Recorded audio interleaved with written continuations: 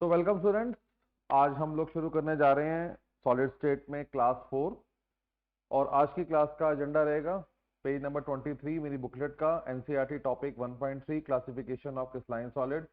आज इसको हम पूरा करने का प्रयास करेंगे। लास्ट क्लास में आपने देखा, मैंने आपको पूरा बैकअप दिया जिसमें मैंने आपको ये बताया कि अट्रैक्टिव फोर्सेस दो प्रकार के होते हैं।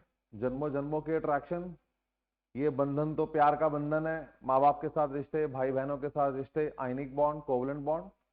और ये जवानी है दीवानी, दोस्ती यारियां, तो जिसमें hydrogen bonding, dipole dipole, Van der Waals, वो सब के बारे में आपको 11th का बैकअप देने की कोशिश करी है। मैं एक बात स्पष्ट कर दूं, रातों रात आपकी 11th रिकवरी नहीं होगी बेटे। आप देख रहे हो कि कोई भी कोचिंग सेंटर, मैं बड़े दावे से बात बोलता हूँ, कोई भी कोचिंग सेंटर, कोई भी स्कूल टीचर एक पूरी क्लास लगभग सवा घंटे की 11th के अट्रैक्टिव फोर्सेस पे नहीं लगाने वाली है।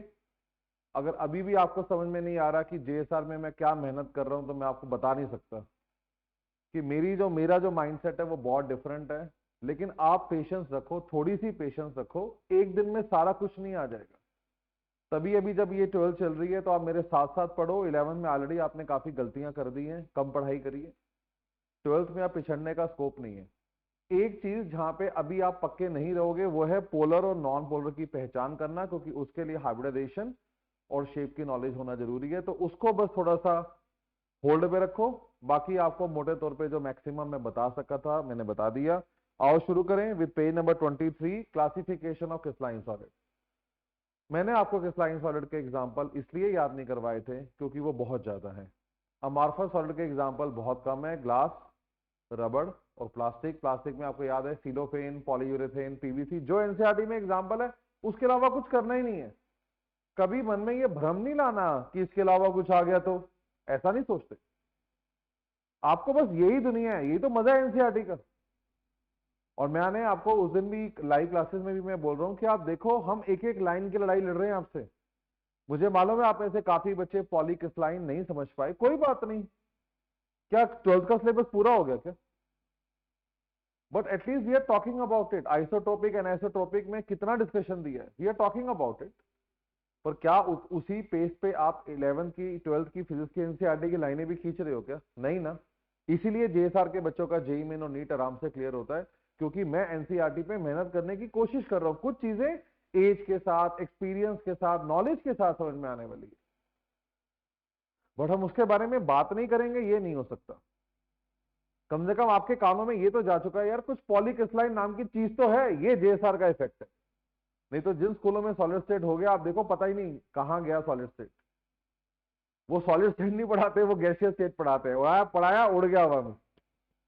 तो मेरा साथ दो, आप आराम आराम से पढ़ाई करो। हमारे एनसीईआरटी के टॉपिक 1.1 और 1.2 पूरे हो चुके हैं। आप आराम से एनसीईआरटी की लाइनें पढ़ लो। जो दिक्कतें आ रही हैं आप पूछते जाओ। लाइव सेशन जब भी आगे होते हैं, हम कोशिश कर रहे हैं मंडे से वापस उसे रिज्यूम करने की, क्योंकि 2 दिन दिल्ली में लॉकडाउन था। वो भी इशू नहीं रहा, मैं बताऊं, मैं क्लासेस लेने यहाँ पे भी आ रहा हूँ, इंस्टीट्यूट आ जाता हूँ मैं। मेरी प्रॉब्लम कुछ और है। जब से आपको याद होगा लास्ट टाइम तूफान आया था तो यहाँ पे नेट का कनेक्शन टूट गया एक्चुअली परसों से। तो एक बार जब वो रिकवरी हो जाता है तो will again start live session. तब तक आप पेशेंस रखो, प्रॉब्लम इकट्ठी कर लो, and then we will talk about it. आज शुरू करते हैं with page number 23, classification of crystalline solid. Crystalline solid जो है, क्रिस्टलाइन सॉलिड जो है वो 4 प्रकार के हैं। आप पढ़ सकते हो पेज नंबर 23 पे। आयनिक solid, metallic solid, covalent solid and molecular solid. और चर्चा शुरू करें with page number 24। Page number 24 पे आ रहा है आयनिक सॉलिड। इससे पहले कि मैं इसके बारे में कुछ भी शुरू करूं, मेरा हमेशा से मानना है, क्योंकि टाइप ऑफ सॉलिड बहुत ज्यादा है, तो मेरी आपको रिकमेंडेशन ये है कि try to make your role model. आप अपने पास एक रोल मॉडल रखो, अपने पास आप एक क्लैरिटी रखो। हर एक एग्जाम्पल के अपने रोल मॉडल हैं, उनको फॉलो करना चाहिए आपको। जैसे जब भी कभी आयनिक सॉलिड के बारे में कोई भी बात आती है तो आप NaCl को मन में रखो। आप सबका जाना पहचाना देश का नमक, टाटा नमक, NaCl, ये आपका रोल मॉडल केस है।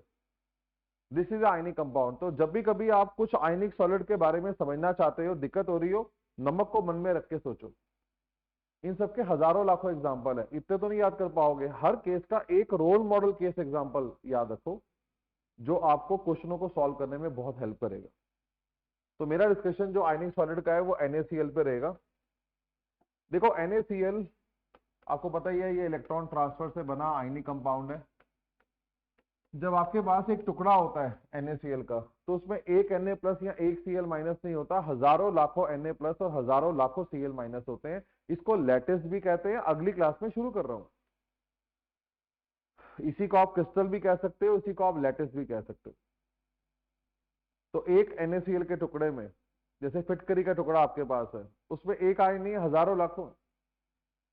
अगर बेसिक की बात करूं तो आपको पता है जो पॉजिटिव आयन होता है उसे केटाइन कहते हैं, जो नेगेटिव आयन होता है उसे एनाइन कहते हैं। आपको पता है ना, अगर एटम इलेक्ट्रॉन लॉस करे तो जो पॉजिटिव स्पीसीज बनती है उसे केटाइन कहते हैं, और जो इलेक्ट्रॉन लेता है उस पर चार्ज नेगेटिव आ जाता है उसे एनाइन कहते हैं। NaCl में आयंस हैं, तो Na प्लस और Cl minus, these are called as ions, cation and anion ion. इनके बीच में जो फोर्स ऑफ अट्रैक्शन है, इनके बीच में जो फोर्स ऑफ अट्रैक्शन है, ये वाली, इनके बीच में जो फोर्स ऑफ अट्रैक्शन है, that attraction is basically called as ionic bond. और बच्चों ये बात समझ लो, ये हमारी केमिस्ट्री में, हमारी साइंस में बहुत ही स्ट्रॉन्ग फोर्स ऑफ अट्रैक्शन मानी जाती है। चार्जेस के बीच की attraction is the strongest force of attraction that we have in chemistry. तो NaCl में Na प्लस और Cl माइनस आयंस इकट्ठे बैठे होते हैं। केटाइन एनाइन को अट्रैक्ट करता है, पॉजिटिव चार्ज नेगेटिव चार्ज को अट्रैक्ट करता है। इस अट्रैक्शन का नाम आयनिक बॉन्ड है। फर्स्ट पॉइंट पढ़ेंगे वहां पे, पेज नंबर 24 अपने सामने रखेंगे। फर्स्ट पॉइंट लिखा हुआ है एग्जांपल। तो मैंने स्टार्ट एग्जांपल से किया है। एग्जांपल दिया मैंने NaCl and potassium nitrate, potassium nitrate. इसमें पोटेशियम आयन केटाइन है और नाइट्रेट आयन एनाइन है। हजारों एग्जांपल होंगे, एग्जांपल दो नहीं होंगे। सेकंड आ रहा है, force of attraction is electrostatic, ionic और कोलंबिक। इस पे बात कर ले। इन दोनों के बीच की अट्रैक्शन को आयनिक फोर्स ऑफ अट्रैक्शन कह सकते हैं, बोलो क्यों?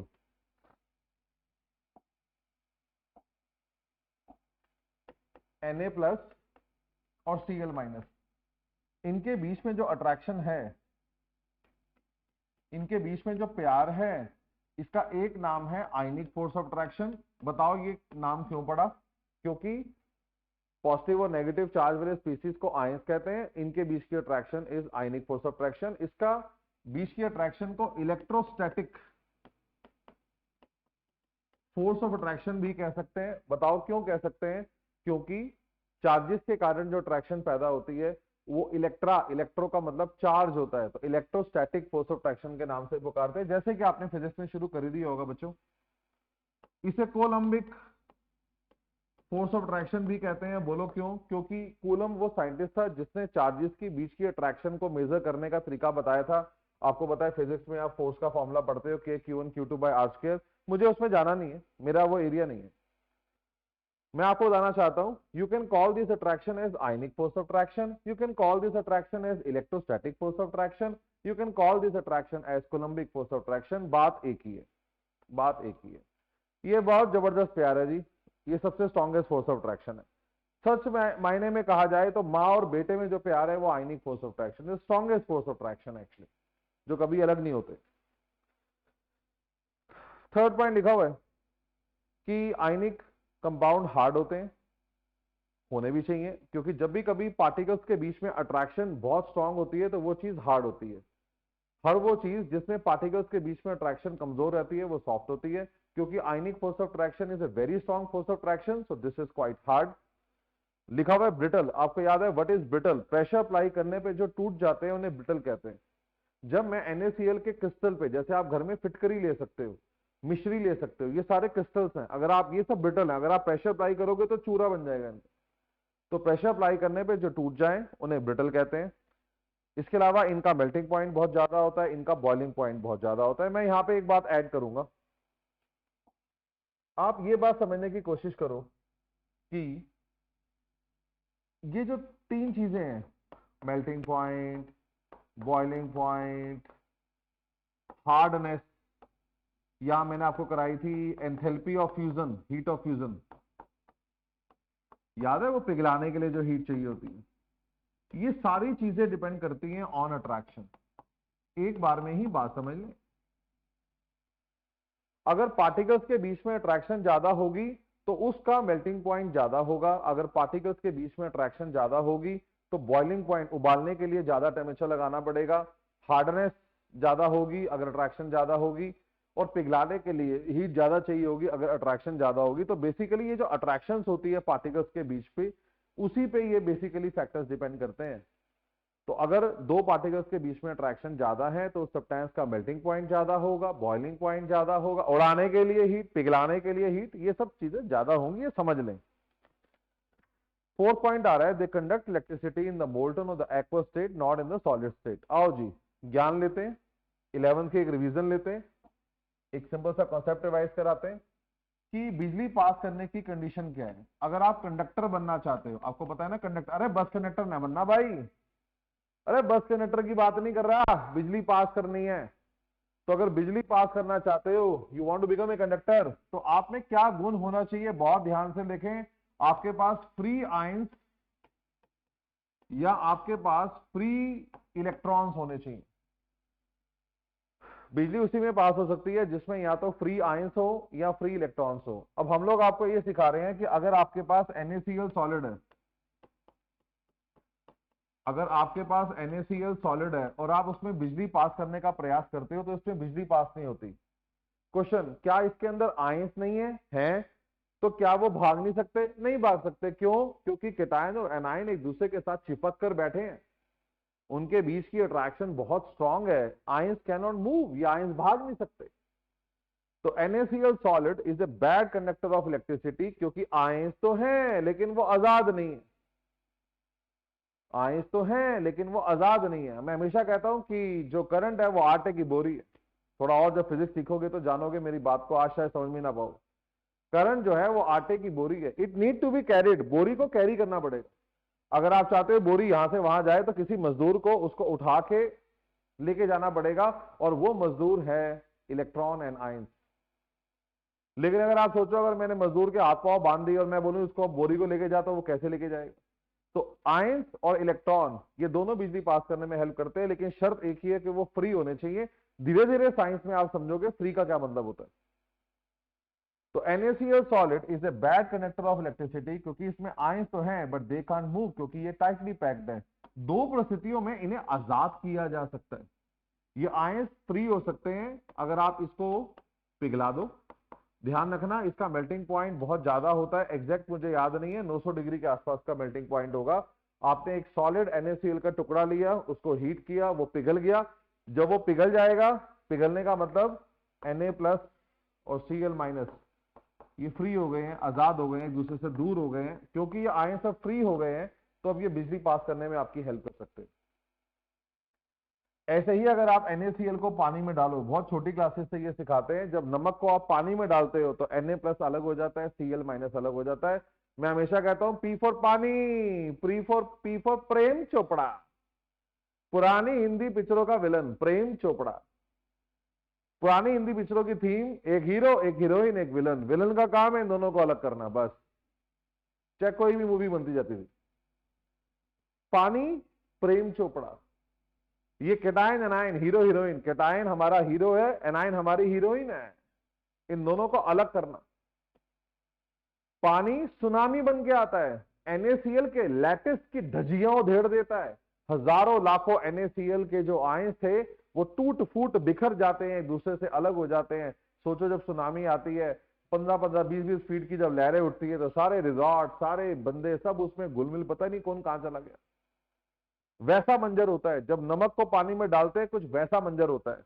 NaCl लैटिस की धज्जियां उड़ जाती हैं, अरबों खरबों केटायन, अरबों खरबों एनायन क्लोजली पैक्ड थे। पानी सुनामी बन के आता है, उसकी लैटिस की धज्जियां उधेड़ देता है, Na+ Cl- अलग हो जाते हैं, Na+ और Cl- अलग हो जाते हैं।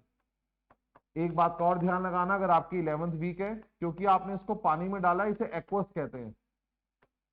क्या आपको एक्वस का मतलब पता है? यहां पे एक्वस नहीं लिखना, क्या आपको एक्वस का मतलब पता है? नहीं पता है? भाई आया है सिखा के जाएगा। देखो, एक्वस का मतलब होता है पानी से घिरा हुआ। एक्वस का मतलब है पानी से घिरा हुआ। अगेन पुरानी हिंदी पिक्चरों का डायलॉग, पुलिस ने आपको चारों तरफ से घेर लिया है, डिशकियां कोई भागने की कोशिश ना करे। चारों तरफ से घेर लिया। जब आप स्विमिंग करते हो तो आप पानी में अगर डुबकी मारो तो आप चारों तरफ से पानी से घिर गए। चारों तरफ से पानी से घिरा हुआ ion, that is called as aqueous ion. ये जो गोले आप देख रहे हो ये पानी है। एवरी गोला रिप्रेजेंट ए वाटर। NaCl दो परिस्थितियों में आयंस फ्री हो सकते हैं, या तो उसको पिघला दो या उसको पानी में डाल दो। ऐसा करने पे आयंस फ्री हो जाते हैं और बिजली पास करने में हेल्प करते हैं। तो सॉलिड NaCl में बिजली पास नहीं होती है। दोबारा पढ़ें page number 4, point number 4, page number 24 पे, कि they conduct electricity in the molten or aqueous state, not in the solid state. पूरा समझाया हुआ है जैसे मैंने आपको यहां बताया। कोई भी डायग्राम में आप चेंजेस चाहते हो, देखो मैं टीचर हूं, एक बात को आप समझ लो, वहां पे जो लिखा हुआ है वो मिनिमम बेसिक है, लेकिन जब मैं पढ़ाने पे आऊंगा तो मैं हजारों एग्जांपल आपको दूंगा। आपको कुछ भी नोट करना है आप नोट कर सकते। इतना डिस्कशन था अबाउट आयनिक सॉलिड। अगला सॉलिड हमें जो पढ़ना है वो है मेटालिक सॉलिड। मेटालिक सॉलिड एकदम में समझ में आने की चीज नहीं है। मैंने कल भी आपको समझाया था काउंसलिंग क्लास के अंदर भी और लाइव क्लासेस में, कि मेटल्स के साथ बहुत कुछ अलग है। कहने को तो ये सॉलिड है, लेकिन एक्चुअली ये क्रिस्टलाइन नहीं है, ये पॉलीक्रिस्टलाइन कैटेगरी में आते हैं, जो क्रिस्टलाइन का एक प्रकार है। वैसे हम कहते हैं कि solids are rigid, metals rigid नहीं है। प्रेशर अप्लाई करने पे ये पतले हो जाते हैं। मेलेबल डक्टाइल वाली फीचर है। तो बहुत अच्छा आपको अभी मेटालिक सॉलिड क्लियर नहीं होगा, लेकिन कहीं से तो शुरुआत करनी है ना। इसका डिटेल और अच्छा आएगा जब हम आपको डीएनएफ ब्लॉक के मेटल सिखाएंगे। आपको, आपके चैप्टर का नाम है डीएनएफ ब्लॉक एलिमेंट, वहां पे सारा मेटल है, तो वहां पे ज्ञान आपका और बढ़ेगा। यही मैं आपको समझा रहा हूं, हालांकि मैं पूरा बेसिक सिखाता हूं, लेकिन फिर भी आपके समझने की एक लिमिट है। और मैं बार बार बोलूंगा, आपके लिए रोल मॉडल केस है आइसोट्रोपी, एनआइसोट्रोपी, पॉलीक्रिस्टलाइन सॉलिड। इनको टुकड़ों में कुछ कुछ कुछ याद करो, परफेक्शन में टाइम लगेगा। ऐसे ही मेटालिक सॉलिड में एक बेसिक बनाने की कोशिश करो, डिटेल समझने में इस पर टाइम लगेगा। एक्चुअली ये बड़ी गजब चीज है हमारी केमिस्ट्री में। सो पेज नंबर 25, बुकलेट सामने रखें। देखो बच्चे, अगर आप जेएसआर को ज्वाइन करना चाहते हो या जेएसआर में पढ़ रहे हो, क्योंकि क्या है, अभी तो मैं यूट्यूब पे डाल रहा हूँ ये वीडियो, इससे बहुत सारे बच्चे ये देख रहे हैं। जो फर्स्ट वीडियो थी उसके मोर देन 1100 व्यूज हो चुके हैं। अब बच्चे यहाँ पे 300 पढ़ते हैं, तो इतने व्यू कैसे हो गए? तो इसका मतलब यही है कि lot of people are watching it. आप इंस्टीट्यूट ज्वाइन करना चाहते हो, आपको बुकलेट लेनी पड़ेगी पहले। और ये जो हम यूट्यूब पे डाल रहे हैं, ये वीक लास्ट वीक होगा, मंडे से लेकर और फ्राइडे तक वीडियोस डलेंगी या सैटरडे तक वीडियो डलेंगी, जो भी वीक आएगा आपका अगला, ये लास्ट वीक होगा जिसपे यूट्यूब पे डल रही है वीडियो। इसके बाद हम लोग अपनी जो ऐप है या हमारी जो वेबसाइट है उसी पे हम लोगों ने वीडियोस डालनी है। तो मुझसे अगर आपने पढ़ना है तो आपके पास नोट्स होना बहुत जरूरी है। इसलिए इस शूट के नंबर पे कॉल करो जो लोग नए लोग हो, या जो ऐसे ही बैठ के बस वीडियो देख रहे हो। वीडियो देखने से कोई फायदा नहीं होगा, पूरा सिस्टम है। टेस्ट होंगे जेएसआर में, असाइनमेंट मिलेंगे, टेस्ट होंगे, हर क्लास के साथ एक एक असाइनमेंट अब आगे देना हम शुरू कर देंगे। तो lot of positive things are going to happen actually. पढ़ाई एक पूरे सिस्टम के साथ चलती है। सब्जेक्टिव टेस्ट होंगे, चेक होके मिलेंगे, गलतियां बताएंगे, टेनियर फाइल कराएंगे। तो ये जो छोटी सोच रखते हो कि यहाँ से मैं वीडियो देख लूंगा, ये वीडियो टेम्परेरी है सिर्फ, क्योंकि अभी हमारे बच्चे आए हो, अभी देखा आप लोगों ने, आपका टेस्ट है, आपका डेमो टेस्ट भी हुआ, तो मेन टेस्ट भी हो रहा है, वेबसाइट पे कंडक्ट हो रहा है। तो आपके पास पूरा सिस्टम होना जरूरी है। अगर आप, ये कोई नेटफ्लिक्स की वीडियो नहीं है, ये कोई सीरीज नहीं आई हुई जो तुमने देखनी है यहाँ पे। It is not a Netflix series actually. पढ़ाई ऐसे वीडियो देखने से नहीं होती। आपके पास कागज होना चाहिए, आपके पास नोट्स होने चाहिए, लिखना है आपको साथ साथ चीजों को। तो ध्यान लगाओ, पेज नंबर 25 निकालो। मेटालिक सॉलिड, पहले इसके एग्जांपल्स आ रहे हैं जी। ऑब्वियसली बात है, सारे एग्जांपल होंगे इसके मेटल एंड एलॉयज। पता है ना एलॉय क्यों? क्योंकि एलॉय क्या होते हैं, आप चाहो तो साइड पे लिख लो। एलॉय होते हैं homogeneous mixture of two or more metal. Homogeneous mixture of two or more metal. जैसे कॉपर और जिंक को मिक्स कर देते हैं, एलॉय बन जाता है। कॉपर और टिन को मिक्स कर देते हैं, एलॉय बन जाता है। ब्रास, ब्रॉन्ज इसके एग्जांपल हैं। ऐसे बतेरे आपने पढ़े। तो मेटालिक सॉलिड के एग्जांपल हैं सारे metals and alloys. Second point आ रहा है, force of attraction is metallic bond which is the force of attraction between positive ions and free electron. ध्यान से सुनो, क्योंकि मैंने आपको बोला कि जो आपका मेटेलिक सॉलिड है उसमें काफी डिफरेंस चीज है, एक्चुअली काफी कुछ अलग है। जैसे आपके पास एक सॉलिड सोडियम का पीस है, आपके पास एक सोडियम का टुकड़ा है, अगर उसके अंदर घुसे, रिसर्च ये बताती है, रिसर्च ये कहती है, अगर हम Na सॉलिड में घुसते हैं तो हम क्या पाते हैं, सोडियम पे चार्ज पॉजिटिव है और इलेक्ट्रॉन एटम के बाहर बैठा हुआ है। आपको पता है कि सोडियम का एटॉमिक नंबर 11 होता है, सोडियम के आउटर शेल में एक इलेक्ट्रॉन है, ये वैलेंस इलेक्ट्रॉन कहलाता है, ये सब आपको पता है। ध्यान से सुनो, रिसर्च ये बताती है कि जब मेटल, बहुत सारे मेटल एक साथ पैक होना शुरू करते हैं, लैटिस, एटम्स का घर, आयंस का घर, मॉलिक्यूल्स का घर, लैटिस, ओमेक्स की कॉलोनी, लैटिस डीडीए के फ्लैट, सोसाइटीज देखते हो ना आप, ऐसे बहुत से बच्चे सोसाइटी में रहते हैं, तो आपका अकेले का फ्लैट है वहां पे, क्या ख्याल है? वहां पे 500 फ्लैट है, 1000 फ्लैट है, हर फ्लैट में 5 लोग 10 लोग रह रहे हैं, आप सोचो, कॉलोनी है वो। Lattice is 3 dimensional arrangement of atoms, ions और मॉलिक्यूल्स इन स्पेस। तो अगर आप सोडियम के घर में घुसते हो तो आप क्या पाते हो, सोडियम के घर में Na नहीं है, बल्कि Na+ और इलेक्ट्रॉन बैठे हुए हैं। रिसर्च से ये सामने आया, लॉरेंज नाम का साइंटिस्ट था, उसने ये रिसर्च करके बताया कि मेटल्स के अंदर बैठने का तरीका काफी डिफरेंट है। जब मेटल अपना घर बनाता है तो अपने आउटर शेल के इलेक्ट्रॉन को निकाल कर बाहर फेंक देता है। व्हाट इज बाहर? व्हाट इज बाहर? हवा में फेंक देता है? नहीं, वॉइड में फेंक देता है। मैंने पहले भी जिक्र किया था कि जब क्लोज पैकिंग होती है तो बीच में गैप छूटता है, उस गैप को क्या बोलते हैं? वॉइड। जैसे जब हमारे केमिस्ट्री के लोगों को प्यार हो जाता है और फिर उसकी अगर गर्लफ्रेंड छोड़ के चली जाती है, तो फिर वो लव लेटर में यही लिखता है कि जब से तू मेरी जिंदगी में गई है, जिंदगी से गई है, मेरी जिंदगी में वॉइड क्रिएट हो गया। और वो लड़की भी अगर केमिस्ट्री की हो तो आगे जवाब देती है, कौन सा, टेट्राहेड्रल वॉइड या ऑक्टाहेड्रल वॉइड, क्योंकि वॉइड की अलग अलग शेप होती है। तो ये वॉइड क्या होते हैं? Void is basically gap. जब एटम क्लोज, क्योंकि एटम की शेप स्फेरिकल होती है ना, तो स्फेयर अगर क्लोजली पैक करेंगे तो बीच में खाली जगह छूट जाएगी, उसको वॉइड कहते हैं, उसको वॉइड कहते हैं। इन वॉइड में इलेक्ट्रॉन आके बैठ जाएगा। तो इसका मतलब जब NaCl और जब सोडियम के अंदर पैकिंग शुरू होती है तो सोडियम अपना आउटर शेल का इलेक्ट्रॉन निकाल के बाहर के खाली स्पेस में भेज देता है। इसलिए अगर आप किसी भी मेटल के लैटिस में घुसोगे तो उसके अंदर आपको मिलेंगे पॉजिटिव आयन, आपको मिलेगा पॉजिटिव आयन एंड इलेक्ट्रॉन, आपको मिलेगा पॉजिटिव आयन एंड इलेक्ट्रॉन। इन दोनों के बीच की जो अट्रैक्शन है उसका नाम मेटालिक बॉन्ड है। और देखें, इसका मतलब जब हम लोग बात करते हैं मेटालिक लैटिस की, तो जैसे आयनिक सॉलिड में केटायन और एनायंस होते हैं, उसी प्रकार मेटालिक सॉलिड में आयंस एंड इलेक्ट्रॉन्स होते हैं। ध्यान से देखो बच्चों, इन दोनों के बीच की अट्रैक्शन, प्यार तो होना ही था, पिक्चर का नाम है जी प्यार तो होना ही था, पॉजिटिव नेगेटिव से प्यार तो करेगा ही। इन दोनों के बीच में जो फोर्स ऑफ अट्रैक्शन है, इन दोनों के बीच में जो फोर्स ऑफ अट्रैक्शन है, इस अट्रैक्शन का नाम मेटालिक बॉन्ड है। मेटालिक बॉन्ड को समझने के लिए एग्जांपल एक और देता हूं। देखो, अभी तो चलो पेंडेमिक चल रहा है तो कहानी थोड़ी डिफरेंट है, लेकिन नॉर्मल सिचुएशन में क्या होता था, बच्चे स्कूल जाते थे, शाम को आज दोपहर में घर आ जाते थे, शाम का वक्त होता था, बच्चे घर में शरारतें करते थे। छोटे बच्चों की बात कर रहा हूँ, 5th क्लास के, 6th क्लास के, 4th क्लास के। तो माँ बाप क्या करते थे, माँ बाप अपनी खिड़कियों से बच्चों को निकाल कर बाहर फेंक देते थे। बाहर कहाँ? वाइड में। वाइड क्या? खाली स्पेस। अगर आप कहीं रोहिणी में रहते हो या सोसाइटीज में रहते हो तो जो भी आपके मकानों के बीच में खाली स्पेस है, बच्चे वहां पे खेलते थे। यहाँ से हमारे जो ओवरऑल देखा जाए तो जो पार्क है वो हमारी सोसाइटीज के खाली स्पेस है।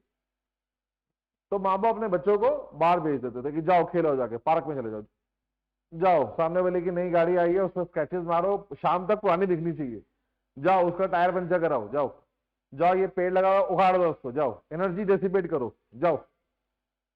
तो माँ बाप अपने बच्चों को निकालकर, अपने घर से निकालकर बाहर भेज देते थे। लेकिन अगर छोटा बच्चा पार्क खेलने गया है, समझ लो बात को, भ्रम ज्ञान की बात है, अगर छोटा बच्चा पार्क में गया हुआ है तो क्या जो माँ है वो बेफिक्री बैठी हुई है वहां पे? नहीं, माँ को ध्यान है कि मेरा बच्चा बाहर पार्क में खेलने गया हुआ है, और मान लो उसे कह के भेजा है कि 6 बजे तक वापस आ जाइयो, अगर 6 के 6:15 हो जाएंगे तो वो पार्क में देखने आ जाएगी। इसका मतलब फिक्र है माँ को। या बच्चे जब ट्यूशन पढ़ने जाते थे, कोचिंग सेंटर जाते थे, अब तो तुम एक अलग दुनिया में जी रहे हो, लेकिन जब बच्चे कोचिंग सेंटर जाते थे, आप यहाँ पढ़ने आते थे, कई बार बच्चा लेट हो जाता था तो हमें फोन करते थे माँ बाप कि देखो मेरा रामलाल आया कि नहीं आया। तो हम बोलते थे जी वो तो 3 से 4 के बैच में आया था, कह रहे 6 बज गए घर नहीं आया। फिक्र है, चिंता है, एक प्यार है। आप घर से निकले हो, घर वापस नहीं पहुंचना है, जब तक आप नहीं आ जाओगे माँ बाप को आपकी चिंता है, उस चिंता का नाम मेटालिक बॉन्ड है।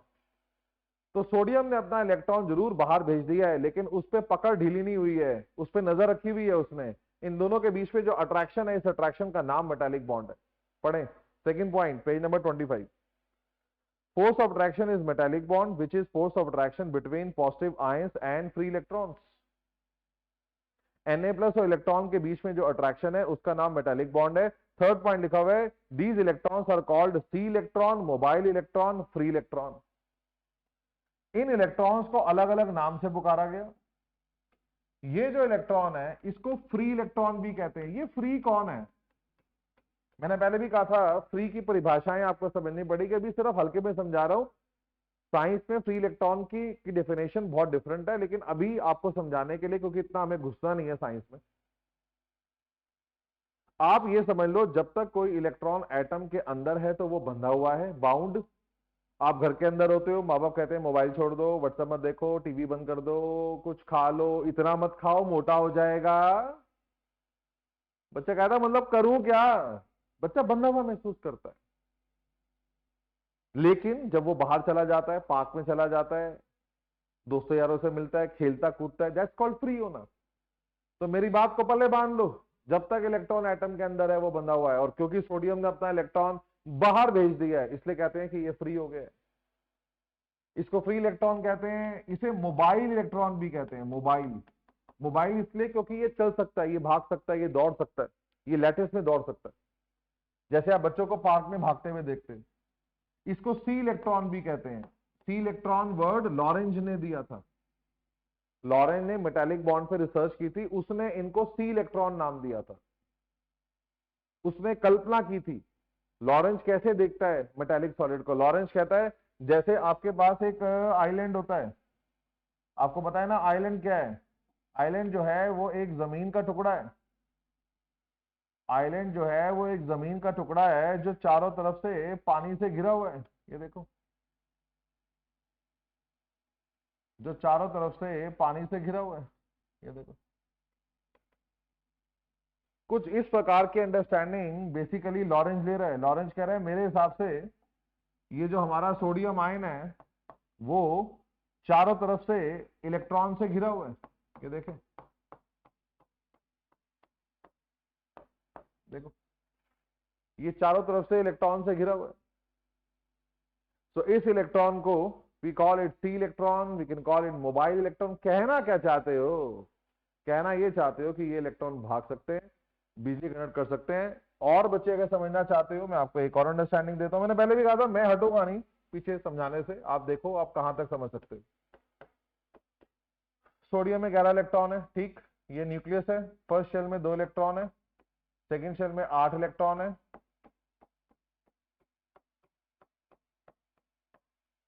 और थर्ड शेल में 1 इलेक्ट्रॉन था, और ये इलेक्ट्रॉन बाहर आ चुका है। ये इलेक्ट्रॉन अब बाहर चला गया। ये सब इलेक्ट्रॉन जो आप देख रहे हो इन्हें बाउंड इलेक्ट्रॉन कहते हैं, क्योंकि अभी भी ये एटम के अंदर है और न्यूक्लियस की फोर्स ऑफ अट्रैक्शन बहुत ज्यादा इनके ऊपर पड़ रही है, बिकॉज ये न्यूक्लियस के पास है। न्यूक्लियस ने इन्हें कस के पकड़ा हुआ है, तो दे आर बेसिकली बाउंड, बंधुआ मजदूर, बाउंड, बंधे हुए। लेकिन ये इलेक्ट्रॉन जो घर से बाहर जा चुका है, now this has become the free electron. तो सोडियम में 11 इलेक्ट्रॉन है, 10 बाउंड है, 1 फ्री है। बात समझ में आ गई? पढ़े। फोर्थ पॉइंट लिखा हुआ है these electron help in passing current. Obviously, क्योंकि बिजली पास करने का मंत्र मैंने आपको दे दिया, इलेक्ट्रॉन फ्री आयंस फ्री होने चाहिए। तो यहाँ पे क्योंकि इलेक्ट्रॉन फ्री हो चुका है, एटम से बाहर आ चुका है, so this is going to help in passing current. इसके अलावा यही इलेक्ट्रॉन हीट भी ट्रांसफर करने में हेल्प करेगा। इसलिए छोटी क्लासेस से आप पढ़ते हो कि metals are good conductor of heat and electricity, क्योंकि ये जो इलेक्ट्रॉन है, ये जो फ्री इलेक्ट्रॉन है, ये बिजली और हीट दोनों ही पास करने में हेल्प करेगा। इसके अलावा ये इलेक्ट्रॉन मेटालिक लस्टर के लिए भी जिम्मेवार है। You know what is lustre? Lustre का मतलब होता है चमक, शाइन। लस्टर का मतलब है शाइन। शाइन कैसे आती है? जब बाहर से लाइट पड़ती है तो ये लाइट को रिफ्लेक्ट कर देते हैं। मेटालिक लैटिस पे जब लाइट पड़ती है तो ये लाइट को रिफ्लेक्ट बैक करते हैं। चमक किसी चीज में तभी आती है जब लाइट पड़े, टकरा के वापस आए। इसका मतलब जो भी मेटल के बारे में जीवन में आपने आज तक पढ़ा है, क्या पढ़ा है? Metals are good conductor of electricity. Who is responsible? Free electron. Metals are good conductor of heat, free electron के कारण। Metals are malleable and ductile, actually वो भी इनके कारण है, लेकिन अभी हमें उस पर जाना नहीं। Metals have metallic lustre, light पड़ती है, टकरा के वापस आती है, चमक पैदा होती है। It is also because of these electrons. Malleability का मतलब क्या होता है कि अगर आप मेटल को पीटोगे तो शीट की फॉर्म में कन्वर्ट हो जाएगा। जैसे आप देखते हो जो काजू की बर्फी आप खाते हो, उस पर एक सिल्वर की पतली सी लेयर होती है। मेटल को पीट पीट के पतला कर दिया हमने। उसी प्रकार डक्टिलिटी का मतलब होता है कि मेटल को आप वायर की फॉर्म में कन्वर्ट कर सकते हो। तो इसको आप वायर की फॉर्म में भी कन्वर्ट कर सकते हो। Next page number 26। नेक्स्ट आ रहा है कोवलेंट सॉलिड। देखो ये बहुत ही भ्रमित करने का शब्द है कोवलेंट सॉलिड। ये अच्छा शब्द नहीं है। हमें इसकी जगह पे नेटवर्क वर्ड यूज करना चाहिए। अगर आप कोवलेंट सॉलिड समझ के याद करोगे तो आप बहुत ज्यादा भ्रम में फंसोगे। मैं समझाता हूं क्यों, पहले पढ़ लेते हैं। कोवलेंट सॉलिड या नेटवर्क सॉलिड। पहली बात, रोल मॉडल। जब भी कभी इसके बारे में कोई सवाल का जवाब देना हो तो आपके मन में आना चाहिए diamond. Diamond biscuit, diamond biscuit, diamond biscuit खा लो। समझ में आ रहा है? तो diamond, what is diamond? Diamond और ग्रेफाइट आपको पता है कार्बन के एलोटोप है। डायमंड का आपके दिमाग में इमेज क्या है? Each carbon is joined with 4 other carbon atoms.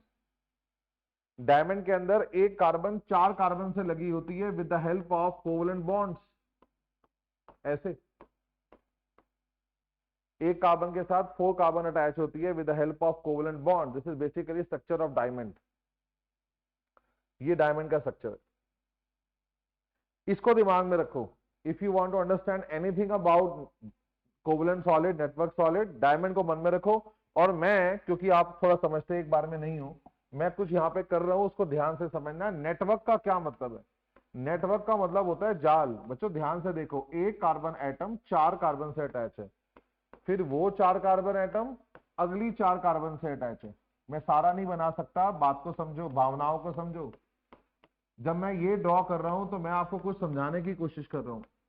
50 atom एक साथ नहीं बैठे हुए, 1000 एटम एक साथ नहीं बैठे हुए, अरबों खरबों एटम एक दूसरे के साथ कनेक्टेड है। ये देखो, this is called network. Each carbon is joined with 4 carbon, they are forming a long chain.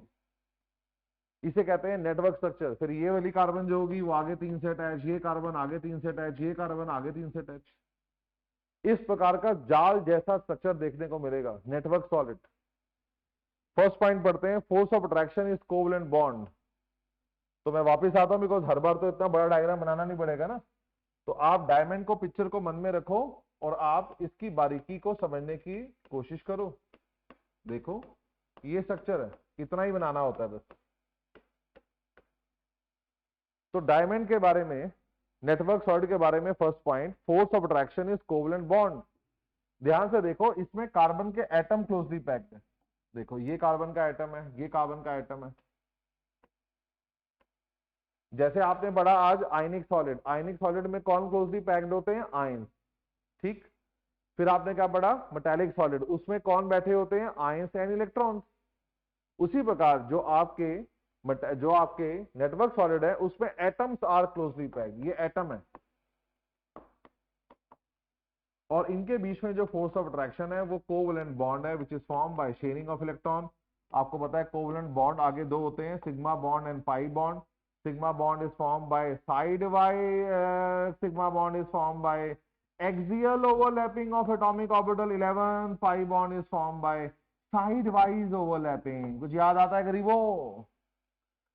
तो सिग्मा और पाई बॉन्ड कोवलेंट बॉन्ड के ही प्रकार हैं।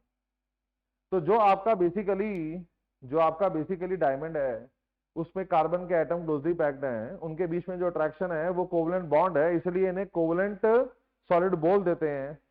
सेकंड पॉइंट लिखा हुआ है hard and high melting point. ये तो होना ही था क्योंकि आप देख रहे हो इसका नेटवर्क स्ट्रक्चर है, जाल है। अगर आप डायमंड को पिघलाना चाहते हो, you know what is the meaning of पिघलाना? पिघलाने का मीनिंग समझ पाते हो? आपने बोला आपके पास नमक था, आपने पिघला दिया, उसका मतलब आयंस को दूर कर दिया। आप कहते हो मुझे डायमंड को पिघलाना है, you know what is the meaning of पिघलाना है? अगर आप डायमंड को पिघलाना चाहते हो, अगर आप डायमंड को मेल्ट करना चाहते हो, बेसिकली आपको क्या करना होगा, ये सारे कार्बन एटम्स को एक दूसरे से अलग कर देना होगा। दिस इज कॉल्ड पिघलाना। ये देख लो, पिघलाने का मतलब है आपने सारे बॉन्ड ब्रेक कर दिए, all bonds are being broken. ये बॉन्ड गए सारे। और ये कोई आसान काम नहीं होगा क्योंकि मैंने आपसे कहा था हमारा जो आयनिक बॉन्ड है और कोवलेंट बॉन्ड है ये स्ट्रॉन्ग बॉन्ड्स में आता है, इनको तोड़ना आसान नहीं है बच्चों। तो जब आप कहते हो कि आपने डायमंड को पिघलाना है, you have to break all these bonds, इसमें बहुत ज्यादा ताकत लगेगी, इसीलिए डायमंड हार्ड है एंड हाई मेल्टिंग पॉइंट है। थर्ड लिखा हुआ है poor conductor of heat and electricity.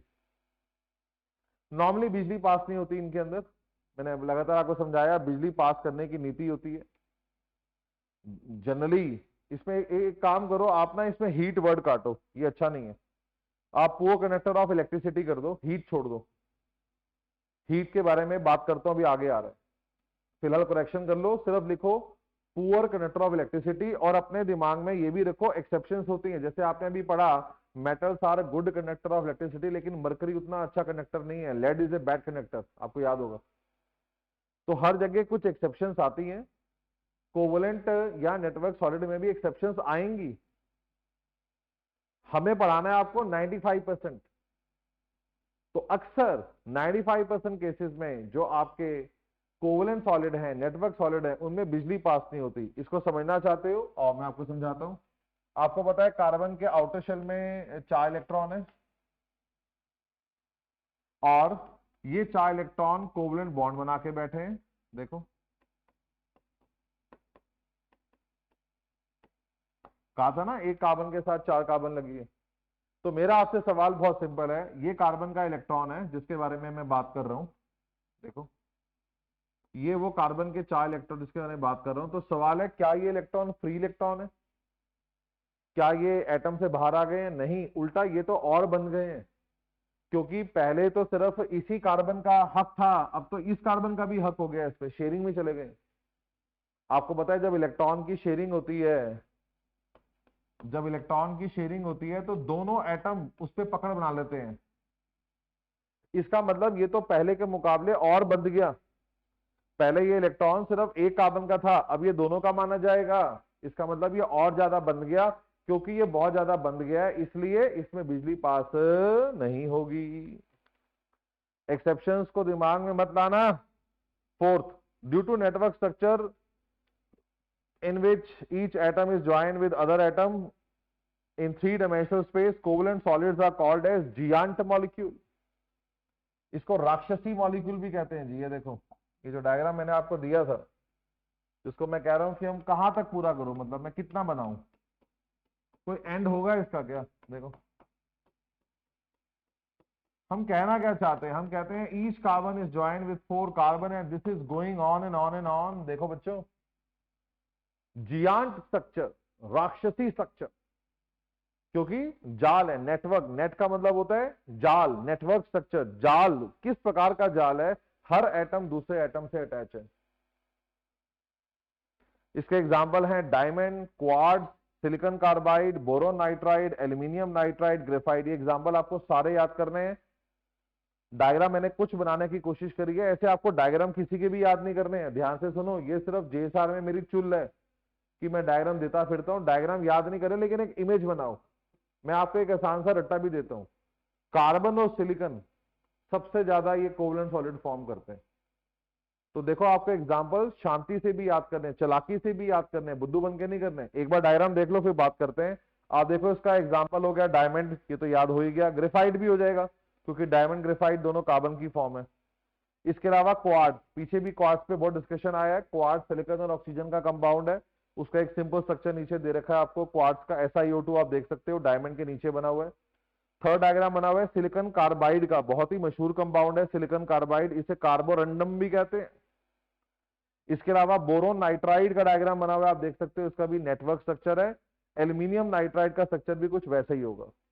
अगर मैं इसके एग्जांपल्स पे चर्चा करूं कि बच्चा कैसे याद कर पाए, रट्टा कैसे मारूं, एक तो कार्बन हो गया, सिलिकॉन हो गया, सिलिकॉन कार्बाइड हो गया।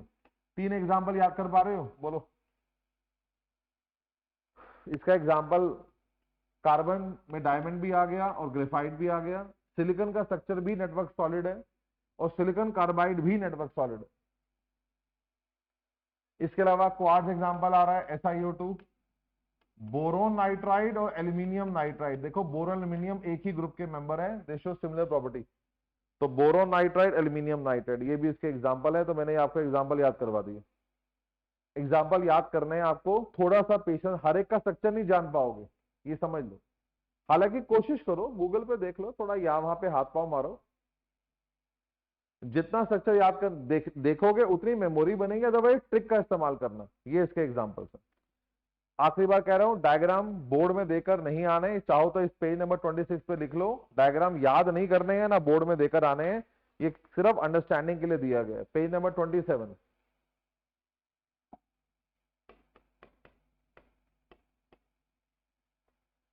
Page number 27। Why covalent bonds are directional in nature. Covalent bond directional bond क्यों होते हैं? डायरेक्शनल का मतलब पता है आपको? डायरेक्शनल बॉक्स में लो, डायरेक्शनल वर्ड बॉक्स में लो, इसका मतलब है बॉन्ड एंगल। बॉन्ड एंगल आपको याद होगा, आपने अनेक प्रकार की शेप पढ़ी थी 11th क्लास, याद करें। BeCl2, इसकी शेप होती है लीनियर और इसमें बॉन्ड एंगल होता है 180 डिग्री।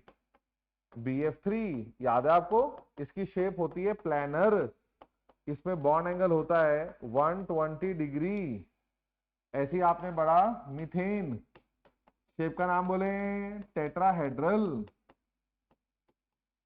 और इसमें बॉन्ड एंगल होता है 109.5 डिग्री। NaCl में कोई बॉन्ड एंगल नहीं होता, NaCl में कोई बॉन्ड एंगल नहीं होता। Ionic bond is non directional, इसमें कोई बॉन्ड एंगल नहीं होते, लेकिन जो कोवलेंट बॉन्ड होते हैं उनके अंदर बॉन्ड एंगल चलता है। इसी बात को कहते हैं डायरेक्शनल नेचर। पढ़ें, why covalent bonds are directional in nature. Answer लिखा है because they always arrange in space as per VSEPR theory. 11th याद करो, ये जितनी भी शेप्स हैं ये बताया है हमें वेसेपर ने। वेसेपर क्या है याद है आपको? वैलेंस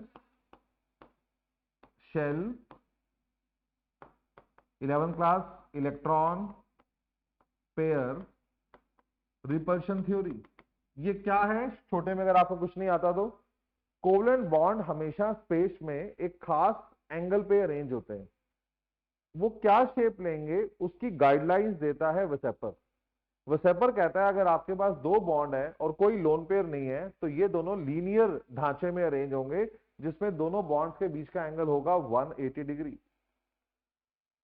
BF3, इसकी शेप है प्लैनर, इसमें 3 बॉन्ड है और वो 120 डिग्री पे अरेंज होंगे। मीथेन में 4 बॉन्ड है, वो 109.5 डिग्री पे अरेंज होंगे। तो समझने की चीज क्या रहेगी इसके अंदर कि they are arrange in space at a particular bond angle. ये कोवलेंट बॉन्ड की विशेषता होती है कि ये एक खास एंगल पे अरेंज होते हैं। इसी नेचर को डायरेक्शनल नेचर कहते हैं। दोबारा पढ़ें, because they always arrange in space as per VSEPR theory to avoid repulsion, it give rise to shape and bond angle. तो BeCl2 की शेप है, बॉन्ड एंगल है, लेकिन NaCl की कोई शेप नहीं है, ना ही कोई बॉन्ड एंगल माना जाता है। आयनिक कंपाउंड नॉन डायरेक्शनल माने जाते हैं। नेक्स्ट आ रहा है properties of diamond and graphite. ये हमेशा से मैं क्रिटिसाइज करता हूं कि एनसीईआरटी में ये ब्लंडर है। बहुत छोटी 9-10 से हम लोग डायमंड ग्रेफाइट पढ़ा रहे हैं, पढ़ाते जा रहे हैं, 11 में भी पढ़ा दिया। मेरे हिसाब से ये बिल्कुल बेकार टॉपिक है और बोर्ड में मैंने कभी क्वेश्चन यहाँ से देखा भी नहीं है। पर क्योंकि एनसीईआरटी में दिया हुआ है और आपको पता है मैं आपको ज्यादा से ज्यादा चीजें एनसीईआरटी की कराने का प्रयास कर रहा हूँ जेएसआर में, तो मैं ये बोलूंगा कि ये लीस्ट इंपॉर्टेंट डिस्कशन है। ये दोनों पेज ही 27 28 दोनों ही लीस्ट इंपॉर्टेंट डिस्कशन है। बोर्ड में शायद यहाँ से कुछ भी नहीं आएगा, फिर भी डायमंड और ग्रेफाइट आप छोटी क्लास में पढ़ रहे हो, 11 में ही पढ़ा हुआ है। आओ 2 मिनट में से रिवाइज करके खत्म करते हैं। डायमंड के बारे में एनसीईआरटी ने कुछ डिस्कशन दिया हुआ है, तो मैं दोबारा बोलूं, डायमंड क्या था? Each carbon is join with 4 carbon. एक कार्बन एटम अगर 4 कार्बन से जुड़ा हो, इस प्रकार का स्ट्रक्चर, नेटवर्क स्ट्रक्चर, ये डायमंड है। फर्स्ट पॉइंट लिखा हुआ है each carbon join with other network solid giant molecule, इन सब नाम से पुकारते हैं। इसमें 4 सिग्मा बॉन्ड है। आपको पता है ये बात, अगर 2 एटम में एक बॉन्ड हो तो सिग्मा होता है, अगर 2 एटम में 2 बॉन्ड हो तो एक सिग्मा और एक पाई होता है, अगर 2 एटम के बीच में 3 बॉन्ड हो तो एक सिग्मा और 2 पाई होते हैं। आप देख सकते हो डायमंड के अंदर कार्बन 4 सिंगल बॉन्ड बना रहा है। सिंगल बॉन्ड हमेशा सिग्मा बॉन्ड होते हैं। इसके अलावा अगर आपको नहीं आता तो अभी के लिए याद करो, कार्बन जब भी कभी 4 सिग्मा बॉन्ड बनाता है तो वो sp3 हाइब्रिडाइज माना जाता है, 3 सिग्मा बॉन्ड बनाता है तो sp2 हाइब्रिडाइज माना जाता है, और 2 सिग्मा बॉन्ड बनाता है तो वो sp हाइब्रिडाइज माना जाता है। तो सिग्मा बॉन्ड कितने हैं, उससे हाइब्रिडाइजेशन के बारे में बात हो सकती है। आज हाइब्रिडाइजेशन पे मैं बात नहीं कर सकता, लेकिन आपकी सुनी हुई चीज है, ऐसा तो है नहीं कि आपने 11 पढ़ी नहीं है। तो मैं एक मेमोरी बाइट रिवाइज करवा रहा हूं, आप चेक कर सकते हो, क्योंकि यहाँ पे कार्बन 4 सिग्मा बना रहा है, इसका मतलब कार्बन की हाइब्रिडाइजेशन क्या मानी जाएगी यहाँ पे? sp3। सेकेंड पॉइंट, पता ही आपको, डायमंड बहुत हार्ड होता है, इसका मेल्टिंग पॉइंट बहुत ज्यादा होता है। आपको पता है ना, diamond is use in making cutting and grinding tools. Manali वगैरह जाते हो मानसून में, आपको पता है चट्टानें गिर जाती हैं, चट्टानों को तोड़ना पड़ता है, चट्टानों को काट के सड़क से हटाना पड़ता है। तो चट्टानों को काटने के लिए जो कटर आता है, कटर, उसके जो दांत होते हैं कटर के, वो डायमंड के बने होते हैं, क्योंकि डायमंड के बारे में कहा जाता है one of the hardest substance है ये नेचर में। तो हमने क्या किया हुआ है कि डायमंड का मतलब समझ लिया है कि ज्वेलरी, लेकिन डायमंड के बहुत सारे इंडस्ट्रियल यूजेस हैं। नेक्स्ट आ रहा है, लिखा हुआ है कि no free electron. Third point देखें, इसमें कोई फ्री इलेक्ट्रॉन नहीं है, मैंने आपको समझा दिया, इससे बिजली पास नहीं होगी। No gap in the structure, so good conductor of heat. Heat और बिजली ये दोनों अलग अलग कॉन्सेप्ट है। हीट पास करने के लिए क्या जरूरी है? कनेक्टिविटी। मैं आपको समझा सकता हूं, देखें, बिजली पास करने के लिए क्या चाहिए होते हैं? Free electrons. लेकिन हीट पास करने के लिए चाहिए कनेक्टिविटी। ये देखो, एक कार्बन अगली कार्बन से अटैच है, क्योंकि आप हम बता रहे हैं कि नेटवर्क स्ट्रक्चर है। देखो, अब आपने नया पेज लेते हैं, ये देखो, डायमंड में नेटवर्क स्ट्रक्चर है। नेटवर्क का मतलब है एक कार्बन एटम दूसरे कार्बन से अटैच है। आपने डायमंड के एक हिस्से को हीट किया, ये एटम ने हीट अगले एटम को ट्रांसफर करी, इस एटम ने ये हीट अगले एटम को ट्रांसफर करी, इसने ये हीट आगे दे दी, इसने ये हीट आगे दे दी, क्योंकि ये चिपके हुए हैं तो हीट ट्रांसफर होती जा रही है। देखो, लाइक दिस। इसका मतलब अगर ये गर्म था तो धीरे धीरे ये सारे गर्म होने शुरू हो गए। इसी को आप कहते हो गुड कंडक्टर ऑफ हीट। तो हीट पास करने के लिए जरूरी है कंडक्टिविटी, कंडक्शन। याद है पढ़ते हो क्लास के अंदर हीट कैसे पास होती है? कंडक्शन से पास होती है। तो यहां पे क्या हो रहा है, एक एटम गर्म हो जाता है, क्योंकि एटम वाइब्रेट करते हैं। मैंने आपको सिखाया था फर्स्ट क्लास में, एटम्स के अंदर क्या होती है? वाइब्रेशन। सॉलिड स्टेट में मूवमेंट तो अलाउड नहीं होती, तो ये कार्बन का एटम वाइब्रेट करेगा और ये दूसरे एटम से टकराएगा, जिससे उसको हीट देगा। अब ये गर्म हो गया, ये अगले को हीट देगा, ऐसे करके हीट पूरे लैटिस में पास हो जाती है। तो अगर आप एक हिस्सा गर्म करो तो सारा हिस्सा इसका गर्म हो जाएगा। हम कहते हैं ये गुड कंडक्टर ऑफ हीट है। बिजली पास करने के लिए फ्री इलेक्ट्रॉन चाहिए, लेकिन हीट पास करने के लिए कनेक्टिविटी का होना जरूरी है, क्योंकि डायमंड के अंदर each atom is join with the next atom, इसीलिए हीट पूरी पास हो जाती है। 11 में भी मैंने जो मुझसे पढ़े हैं मैंने सिखाया है, अगर आप एनसीईआरटी खोलोगे वहां भी लिखा हुआ है, समझा दिया मैंने। फिफ्थ पॉइंट लिखा हुआ है, it is used in making abrasive cutting grinding rocks. Abrasive का मतलब होता है हार्ड सब्सटेंसेस जो कटिंग ग्राइंडिंग के काम आते हैं। पेज नंबर 28, ग्रेफाइट मेरे हिसाब से कुछ भी नहीं आएगा यहाँ से, बट एनसीईआरटी में है, करा रहा हूं। ग्रेफाइट के बारे में बिफोर वी स्टार्ट डिस्कशन, दो पिक्चर्स आपके मन में रिवाइज होनी चाहिए।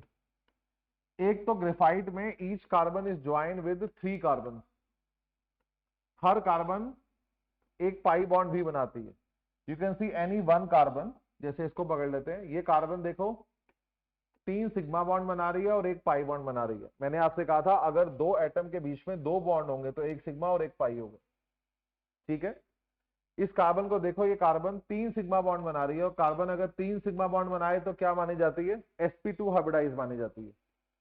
तो इस कार्बन की हाइब्रिडाइजेशन है sp2। ये ग्रेफाइट है। और सेकंड पिक्चर जो ग्रेफाइट की बहुत छोटी क्लासेस से आपके मन में बसी होनी चाहिए, याद भी आपको, मैं मान नहीं सकता आपको ये नहीं आता, वो है लेयर स्ट्रक्चर। हमेशा ग्रेफाइट के बारे में ये सिखाया जाता है, it has a layer structure. ये फर्स्ट लेयर है।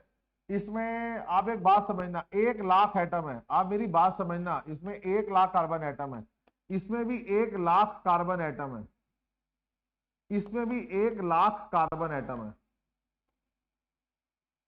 ये सारे कार्बन एटम, ग्रेफाइट की जो लेयर होती है उसे ग्राफीन भी कहते हैं। जेई में नीट के लिए बता रहा हूं, ग्राफीन।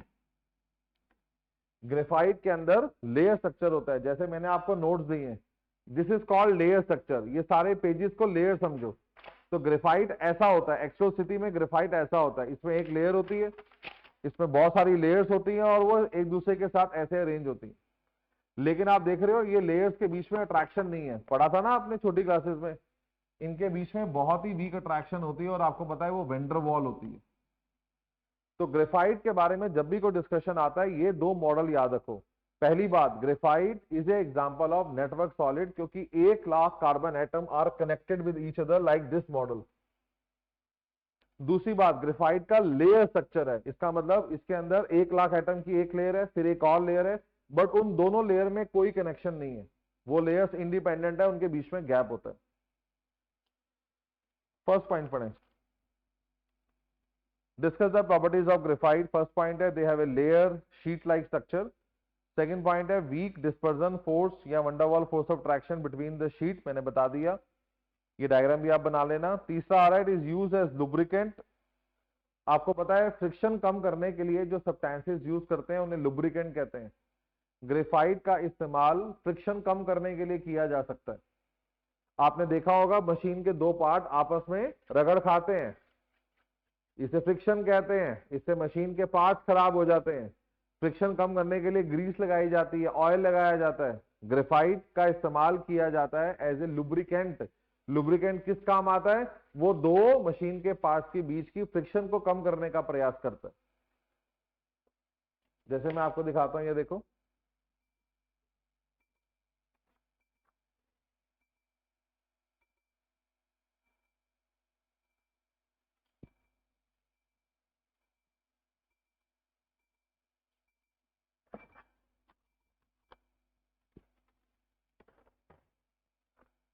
जैसे आप इसको देखो,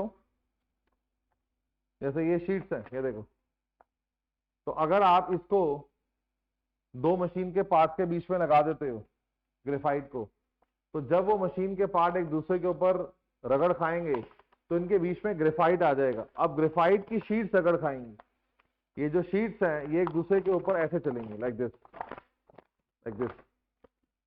लेयर स्ट्रक्चर जिसका भी होता है वो हमेशा, लेयर स्ट्रक्चर जिसका भी होता है वो हमेशा एज ए लुब्रिकेंट यूज होता है। इवन जो पाउडर आप लगाते हो बॉडी पे, टेल्कम पाउडर, खारिश खुजली ना हो जाए हमें, तो हम देखते हो अब हमारे इस पार्ट में फ्रिक्शन बहुत है, जब हम चलते हैं तो ये पार्ट बॉडी के रगड़ खाते हैं, इससे यहाँ पे बैक्टीरियल इन्फेक्शन होने का चांस रहता है। हम यहाँ पे पाउडर लगाते हैं, तो powder talc, talcum powder talc नाम के कंपाउंड से बना है, उसका लेयर स्ट्रक्चर है।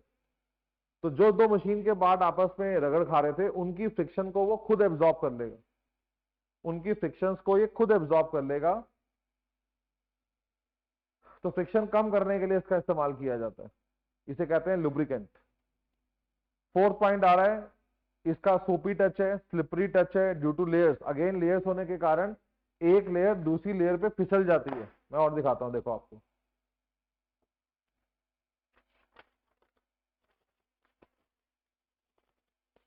ये देखो ग्रेफाइट का लेयर स्ट्रक्चर है लाइक दिस। अगर आप ग्रेफाइट को दो मशीन के पार्ट्स के बीच में लगाओगे तो क्या होगा, जब वो मशीन के पार्ट्स एक दूसरे पे चलेंगे तो अब की बार जो उनके बीच में ग्रेफाइट बैठा है उसकी लेयर्स एक दूसरे के ऊपर रगड़ खाएंगी, जिससे ग्रेफाइट टूटेगा, ग्रेफाइट की लेयर्स ब्रेक करनी शुरू हो जाएंगी, लेकिन मशीन के पार्ट्स के बीच की फ्रिक्शन नहीं हो पाएगी। तो मशीन के पार्ट्स के बीच की फ्रिक्शन को कम करता है। इसी प्रकार जिसका भी लेयर स्ट्रक्चर होगा उसका सोपी टच होगा। सोपी का मतलब फिसलने वाला, इसलिए कहते हैं कि इसका सोपी टच है। फिफ्थ पॉइंट तो आपने समझ ही लिया, कार्बन की हाइब्रिडाइजेशन sp2 है, कार्बन कार्बन के बीच में 3 सिग्मा बॉन्ड है और एक पाई बॉन्ड है। 6 पॉइंट लिखा हुआ है pi electron help in electrical conductance and hence use in making electrode. ये जो पाई इलेक्ट्रॉन्स होते हैं ये बिजली पास करने में हेल्प करते हैं। आपको पता है सिग्मा बॉन्ड स्ट्रॉन्ग होता है, सिग्मा मां के साथ जो बॉन्ड है सिग्मा, देखो मां आता है उसके अंदर। पाई भाई, पाई भाई, भाइयों के साथ जो रिश्ता है that is a pi bond. भाइयों के साथ भाई, पाई भाई, भाइयों के साथ जो रिश्ता है is called as pi bond. तो पाई बॉन्ड जल्दी टूटता है, सिग्मा बॉन्ड स्ट्रॉन्ग होता है। डायमंड के अंदर क्या दिक्कत थी, डायमंड में चारों कार्बन एटम आपस में बहुत ही स्ट्रॉन्ग बॉन्ड बना के बैठे थे, इसलिए उनमें बिजली पास नहीं हो रही थी। ये देखो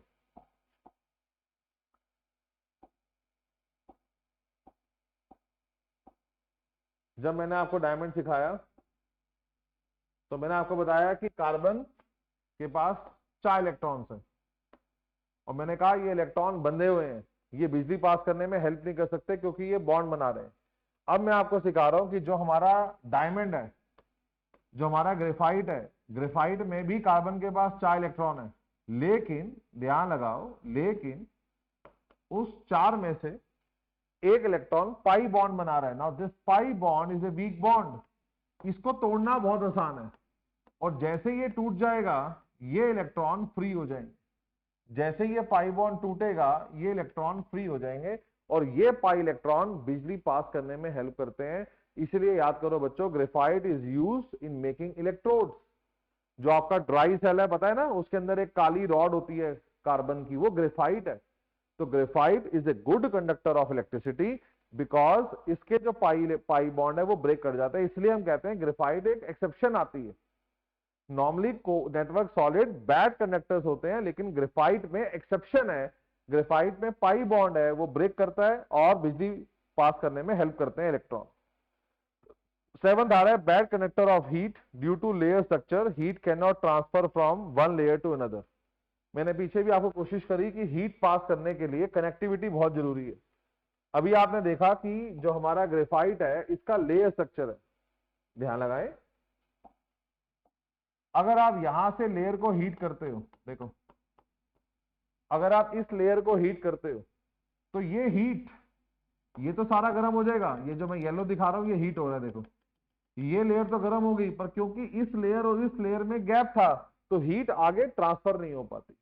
जिनका भी लेयर स्ट्रक्चर होता है हमेशा देखो they act as lubricant, second they are poor conductor of heat, क्योंकि एक लेयर और दूसरी लेयर में गैप होने के कारण लगभग 600-700 नैनोमीटर का पिकोमीटर का गैप होता है लेयर्स में, जिस कारण से अगर एक लेयर गर्म हो जाती है दूसरी लेयर को वो हीट ट्रांसफर नहीं कर पाती। इसके मुकाबले डायमंड में क्या था, each carbon is joined with next carbon, उसमें एक सिंगल स्ट्रक्चर था, इसमें लेयर स्ट्रक्चर है। इसीलिए ग्रेफाइट को बैड कंडक्टर ऑफ हीट मानते हैं क्योंकि हीट ट्रांसफर नहीं हो पाती from one layer to another layer. 8 point लिखा हुआ है कि ये सॉफ्ट होता है। पेज नंबर 29 आप देख सकते हो।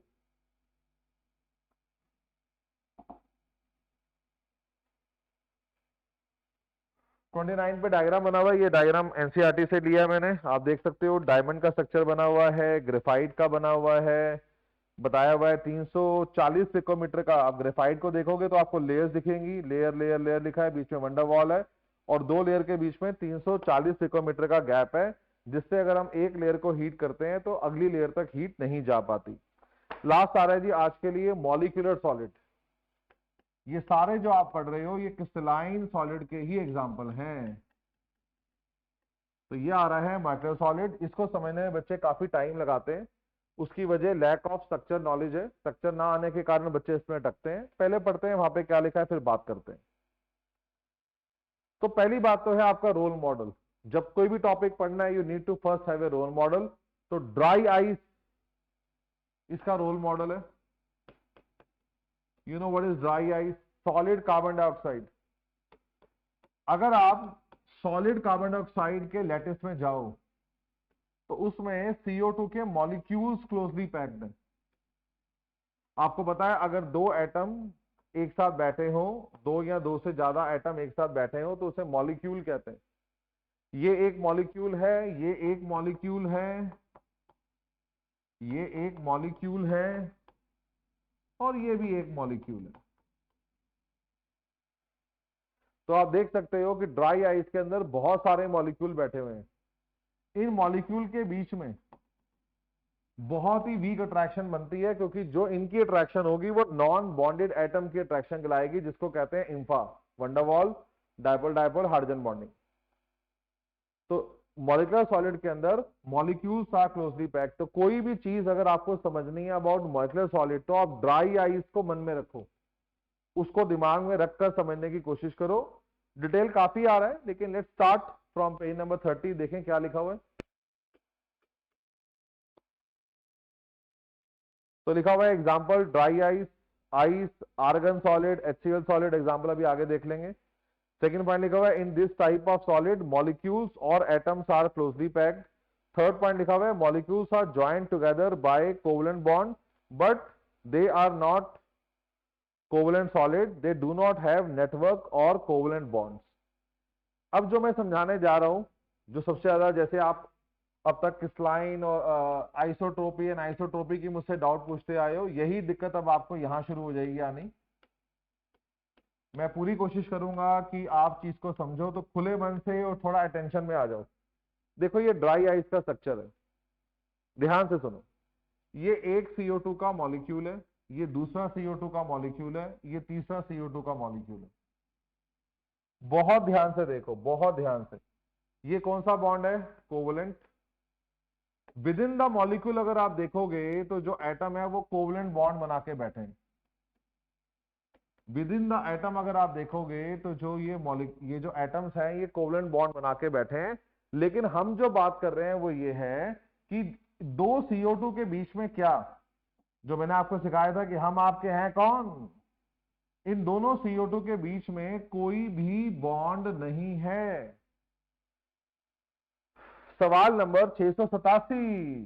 Sir, carbon is a diamond is a network solid, why CO2 is not regarded as a network solid. तो मुझे जो सबसे ज्यादा सवाल अभी लाइव सेशन में लूंगा, आप देखोगे बच्चे मुझे ये पूछेंगे कि सर डायमंड को तो आपने कह दिया नेटवर्क सॉलिड, अब डायमंड के अंदर कार्बन एटम के बीच में कोवलेंट बॉन्ड होता है, ड्राई आइस में भी तो कोवलेंट बॉन्ड होता है, उसको आप नेटवर्क सॉलिड क्यों नहीं कहते? तो मैं फिर बोलूंगा, नेटवर्क सॉलिड बनने की क्वालिफिकेशन क्या है? हर एटम दूसरे एटम से जुड़ा होना चाहिए with the help of covalent bond. आप मेरी बात को समझो बच्चों, लाइव सेशन में मेरा सर मत खाना, अभी इस चीज को यहीं पे ध्यान लगाओ। ये कोवलेंट बॉन्ड केवल 3 एटम के बीच में है बेटे। मैं कह रहा हूं नेटवर्क कब बनेगा? जब लाखों करोड़ों एटम आपस में जुड़े, जैसे ग्रेफाइट में हुआ। ग्रेफाइट में लेयर स्ट्रक्चर जरूर था, लेकिन हर लेयर में लाखों करोड़ों एटम है और सारे कोवलेंट बॉन्ड बना के बैठे हैं। नेटवर्क बनने के लिए बहुत जरूरी है every atom should be connected with the next atom. Connectivity का होना बहुत जरूरी है, और आप देख सकते हो कि इसके अंदर कनेक्टिविटी नहीं है। इसमें ये 3 एटम तो आपस में कोवलेंट बॉन्ड बना के बैठे हैं, लेकिन ये ऑक्सीजन इस कार्बन के साथ कोवलेंट बॉन्ड बना के नहीं बैठी।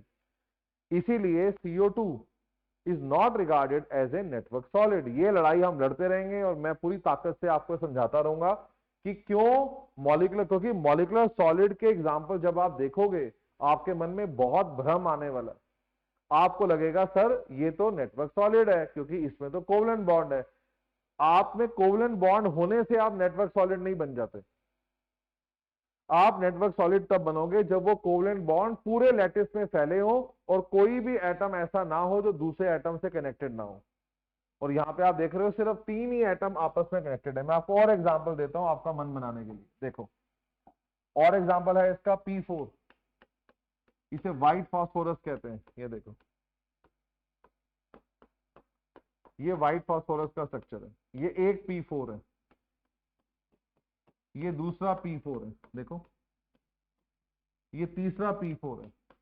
अब अगर आप एक P4 को देखो तो उसमें सारे एटम आपस में कोवलेंट बॉन्ड बना के बैठे हैं। बच्चा क्या पूछेगा, sir why it is not a network solid, इसमें तो कोवलेंट बॉन्ड है। तो जवाब है क्योंकि एक P4 और दूसरे P4 के बीच में कोई बॉन्ड नहीं है। हम आपके हैं कौन?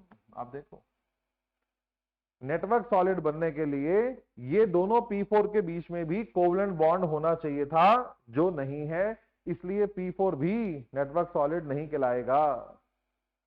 ऐसे ही आती है आपका बर्फ। आप देखो मैं कितने सारे एग्जांपल दे रहा हूं, ये देखो ये बर्फ है। Ice is a example of molecular solid, again ये नेटवर्क सॉलिड नहीं है। चेक करो, ये एक पानी का मॉलिक्यूल है, ये दूसरा पानी का मॉलिक्यूल है, ये तीसरा पानी का मॉलिक्यूल है। O और H में कौन सा बॉन्ड है? कोवलेंट। तो why it is not a network solid? क्योंकि दो पानी के बीच में, आपको याद है कौन सी अट्रैक्शन होती है? Hydrogen bonding. इनके बीच में कोई कोवलेंट बॉन्ड नहीं है, इनके बीच में वीक अट्रैक्शन है, इनके बीच में वीक अट्रैक्शन। अगर इनमें भी कोवलेंट बॉन्ड बना होता, येलो वाला पूरा बॉन्ड बना होता, तो फिर हम कहते हैं कि ये नेटवर्क सॉलिड है। इनमें वीक अट्रैक्शन बनती है क्योंकि इनके बीच में कोई बॉन्ड नहीं है, तो इनके बीच में क्या बनने वाला है? इंफा, van der Waals, dipole dipole hydrogen bonding. और एग्जांपल देखो, भाई आया सिखा के जाएगा, लेकिन आप खुद देखो मैं बहुत ज्यादा सिखा रहा हूं, लेकिन थोड़े से कदम बेटे आप लोग भी बढ़ाओ, थोड़ी कोशिश करो समझने की।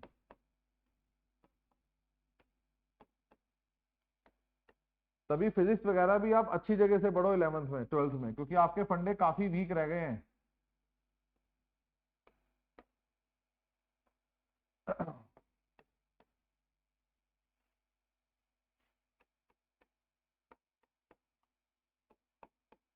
जब बच्चा इसको देखता है, बच्चा कहता है सर अब ये तो बता दो, ये तो नेटवर्क सॉलिड है। अरे नहीं है बेटे, ये नेटवर्क सॉलिड नहीं है। इसका स्ट्रक्चर है P4O10, इसमें कुल 14 एटम है जो कि आप देख रहे हो यहाँ पे। लेकिन ये नेटवर्क सॉलिड क्यों नहीं है? क्योंकि दो P4O10, ये एक P4O10 है। मैं फिर आखिरी बार बोल रहा हूं, 10 एटम में कोवलेंट बॉन्ड है, you will not become network solid. 50 atom में कोवलेंट बॉन्ड है, you won't become network solid. 100 atom में कोवलेंट बॉन्ड है, you won't become network solid. Moles 6.02 to 10 की पावर 23 अरबों खरबों एटम्स के बीच में कनेक्टिविटी होनी चाहिए, देन नेटवर्क कहा जाता है। जैसे डायमंड में था, जैसे सिलिकॉन कार्बाइड में था, वो सब यहां नहीं है। ये सारे बॉन्ड कोवलेंट है, बिल्कुल सही बात है। लड़ाई कहां पे है? जब दूसरा P4O10 आमने सामने आएगा, क्योंकि ऐसे हजारों P4O10 मॉलिक्यूल में होंगे। तो लड़ाई ये है कि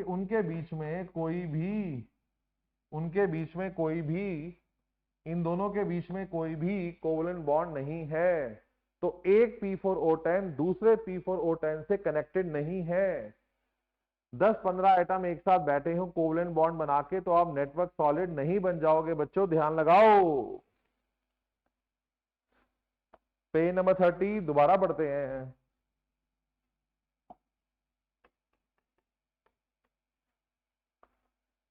फर्स्ट पॉइंट था, इनके एग्जांपल है dry ice, ice, argon, HCl solid. In this type of solid molecules या एटम्स आर क्लोजली पैक्ड।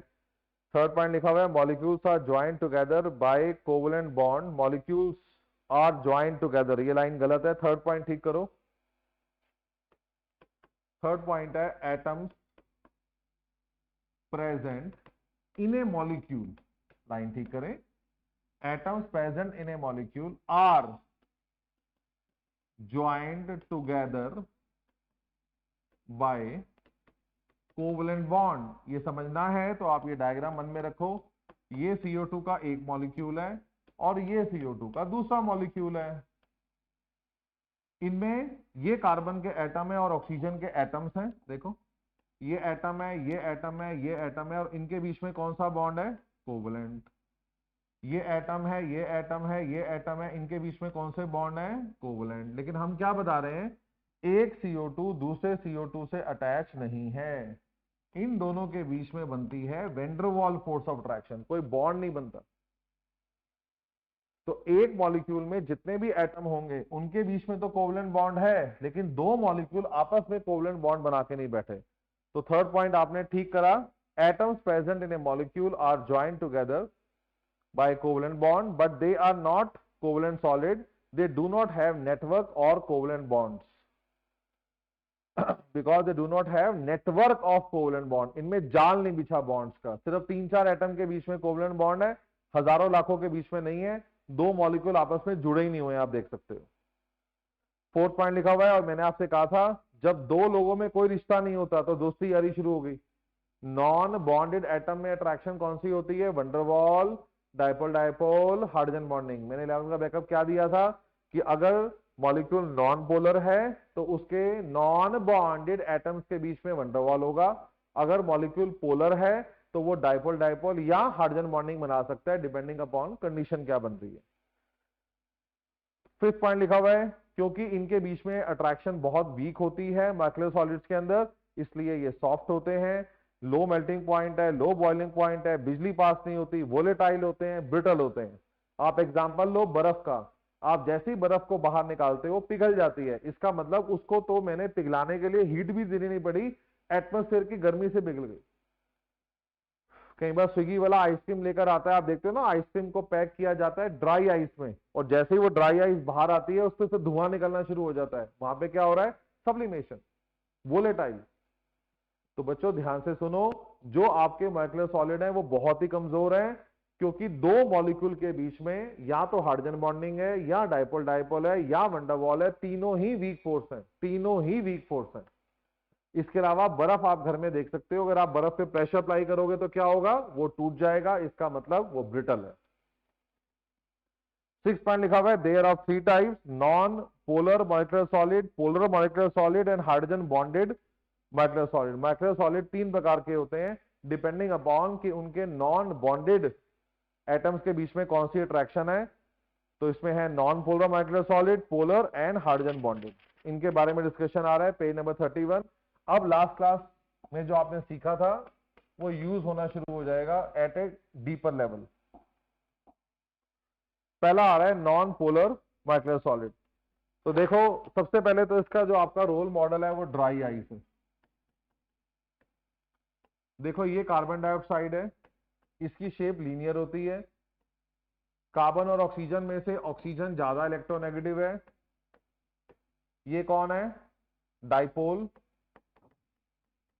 ये कौन है? डाइपोल। याद है, two equal and opposite charges, दोनों डाइपोल के बीच का एंगल कितना है?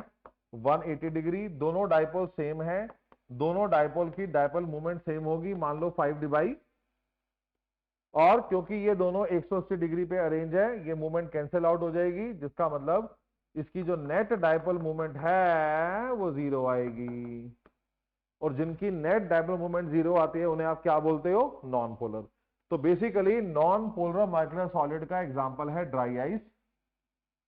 क्योंकि ये मॉलिक्यूल नॉन पोलर है तो आपको मैंने ये ट्रेनिंग दे दी है, अगर मॉलिक्यूल नॉन पोलर हो तो उसके नॉन बॉन्डेड एटम्स के बीच में अट्रैक्शन कौन सी बनती है? वैन-डर-वाल।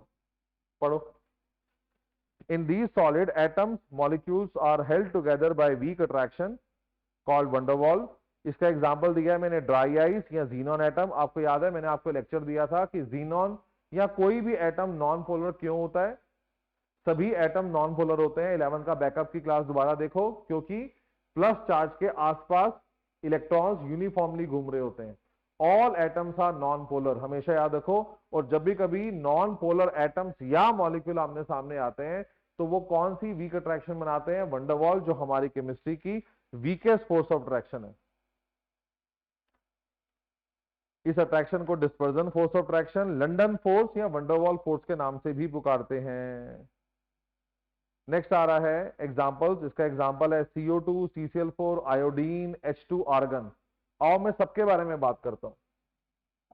तभी मैं आपसे कहता हूं कि मैं कभी मेहनत से नहीं हटता, लेकिन आपको भी थोड़े कदम बढ़ाने पड़ेंगे, मेरे अकेले से मैं कितना बढ़ा लूंगा। देखो देखो, ये CCl4 है। पता है ये नॉन पोलर क्यों है? क्योंकि इसमें 4 वेक्टर हैं, हमें इतना डिटेल जाना नहीं है, लेकिन मैं सुना रहा हूं। इसमें 4 डाइपोल्स हैं, महसूस करो बच्चों, इसमें 4 डाइपोल्स हैं जो 109.5 डिग्री पे अरेंज हैं। केमिस्ट्री कहती है अगर 4 सेम वेक्टर, फिजिक्स भी वैसे यही कहती है गरीबों, 4 सेम वेक्टर अगर 109.5 डिग्री पे लगे हो तो नेट जो रिजल्टेंट आता है वो 0 आता है। तो CCl4 नॉन पोलर है। ऐसे ही I2 नॉन पोलर है। बताओ I2 नॉन पोलर क्यों है? क्योंकि यहाँ पे डाइपोल ही नहीं बनेगा। याद है ना आपको, अगर दोनों एटम सेम हो तो डाइपोल ही नहीं बनेगा, और अगर डाइपोल ही नहीं बनेगा तो डाइपोल मोमेंट 0 ही आएगी। ऐसे ही H2 भी नॉन पोलर है। क्यों? क्योंकि दोनों एटम अगर सेम होंगे तो partial positive partial negative charges ही नहीं आएंगे, डाइपोल ही नहीं बनेगा। ध्यान से देखो बच्चों, यहां डाइपोल बना था और हर बॉन्ड की अपनी डाइपोल मूवमेंट भी थी, लेकिन वेक्टर सम 0 आया। यहां पे डाइपोल ही नहीं बनेगा। और ऐसे ही जीनॉन एटम, सारे एटम मैंने बता दिया, चाहे हीलियम एटम, कोई भी एटम होगा, एटम हमेशा नॉन पोलर है। तो हम आपसे क्या कहना चाहते हैं, एक बार फिर से आओ कोशिश करें, आओ समझें। मैं ये कह रहा हूं कि आपके पास आयोडीन सॉलिड है। वो कैसा है? आयोडीन सॉलिड में I2 के मॉलिक्यूल्स आपस में क्लोजली पैक्ड हैं। प्रॉब्लम कहां है? प्रॉब्लम ये है कि ये जो दो आयोडीन एटम हैं, जिन्हें क्या बोलते हैं? Non bonded atom. ऐसा क्यों बोलते हैं? क्योंकि इनमें कोवलेंट बॉन्ड नहीं है। क्योंकि ये नॉन पोलर है, क्योंकि ये नॉन पोलर है, इसका मतलब इन दोनों के बीच की अट्रैक्शन क्या बनेगी? वंडरवॉल। वंडरवॉल बहुत ही कमजोर अट्रैक्शन है। वंडरवॉल बहुत ही कमजोर अट्रैक्शन है। ये सिर्फ एक थप्पड़ मार के टूट जाएगी। देखो दोस्ती यारियां टूटती हैं प्रैक्टिकल लाइफ में। देखो, मैंने आपको एग्जांपल दिया था कि एक बच्चा झुग्गी झोपड़ी में रहता है, उसका बाप रोज शराब पी के आता है, उसको मारता है, बच्चा रोता है, लेकिन फिर भी वो वहीं रहता है। बात समझो, आपको भी कभी माँ बाप ने गुस्सा, थप्पड़ को हमेशा एक वर्ड में मत लेना, गुस्सा। आपके पेरेंट भी आपको गुस्सा करते हैं, कई बार कुछ पेरेंट्स शायद मार भी देते होंगे थप्पड़। तो क्या घर छोड़ दिया? वही है ना। बोल भी देता है भाग जाऊंगा, यहाँ नहीं रहूंगा, फिर भी वहीं रहता है। क्योंकि माँ बाप के साथ रिश्ता बहुत स्ट्रांग है, एक थप्पड़ की गर्मी से टूटता नहीं है। लेकिन अगर आप अपने दोस्त से दोस्ती तोड़ना चाहते हो, सोचो आपका कोई दोस्त है, आप उससे दोस्ती ब्रेक करना चाहते हो, तो क्या कोर्ट में केस दायर करोगे कि milord I want to break friendship with my friend? Milord बोलेगा बेटा इधर आ, इधर आ, इसको मार थप्पड़ साले को। अपने दोस्त को खिंचा के एक रैपड़ा मारो। जैसे ही आप उसको थप्पड़ मारोगे, उसका गाल हल्का सा लाल हो जाएगा, हल्की सी हीट महसूस होगी आपको, उस हीट से आपकी दोस्ती टूट जाएगी। ये आपकी जो सो कॉल्ड फ्रेंडशिप है, उसकी मजबूती देख लो। एक थप्पड़ से जो टूट जाए वो है दोस्ती। लेकिन माँ बाप भाई बहनों के रिश्ते एक थप्पड़ से टूटते नहीं है। भाई बहनों कितना मारते रहते हैं आपस में, दो भाई कितना डिशुम डिशुम करते रहते हैं, टूट गई दोस्ती, टूट गया रिश्ता। यही समझो बेटे, माँ बाप के साथ, भाई बहनों के साथ आपके बड़े पक्के रिश्ते हैं, वो लड़ाई झगड़ों से भी आराम से टूटने वाले। लेकिन दोस्ती, क्योंकि van der Waals, dipole dipole hydrogen bonding, चाहे वो कोई भी दोस्ती है, मैंने कहा था आपका क्लास का कोई दोस्त या आपका बेस्ट फ्रेंड या कोई बस का दोस्त जिनका नाम भी नहीं आपको पता, वट एवर काइंड ऑफ दोस्तियां जो लास्ट क्लास दी गई थी वो दोस्तियों पे थी, उनमें से कोई भी अट्रैक्शन, हाइड्रोजन बॉन्डिंग भी वीक अट्रैक्शन है, वेंडरवॉल भी वीक अट्रैक्शन है, डायपोल डायपोल भी वीक अट्रैक्शन है, ये हीट नहीं सह सकते। हल्का सा हीट करो ये टूट जाएगी। इसीलिए आयोडीन भी सब्लिमेशन दिखाता है। ये सॉलिड आयोडीन है, इसको जब हम हीट करते हैं ये पिघलता नहीं है, ये सीधा I2 गैस की फॉर्म में उड़ना शुरू हो जाएगा। इसका मतलब ये आयोडीन इस आयोडीन से कभी भी जुड़ी नहीं थी। इसीलिए जैसे ही इसे हीट करते हैं, इनके बीच की अट्रैक्शन आराम से टूट जाती है एंड दे स्टार्ट सब्लिमेटिंग, ये उड़ना शुरू हो जाएंगे।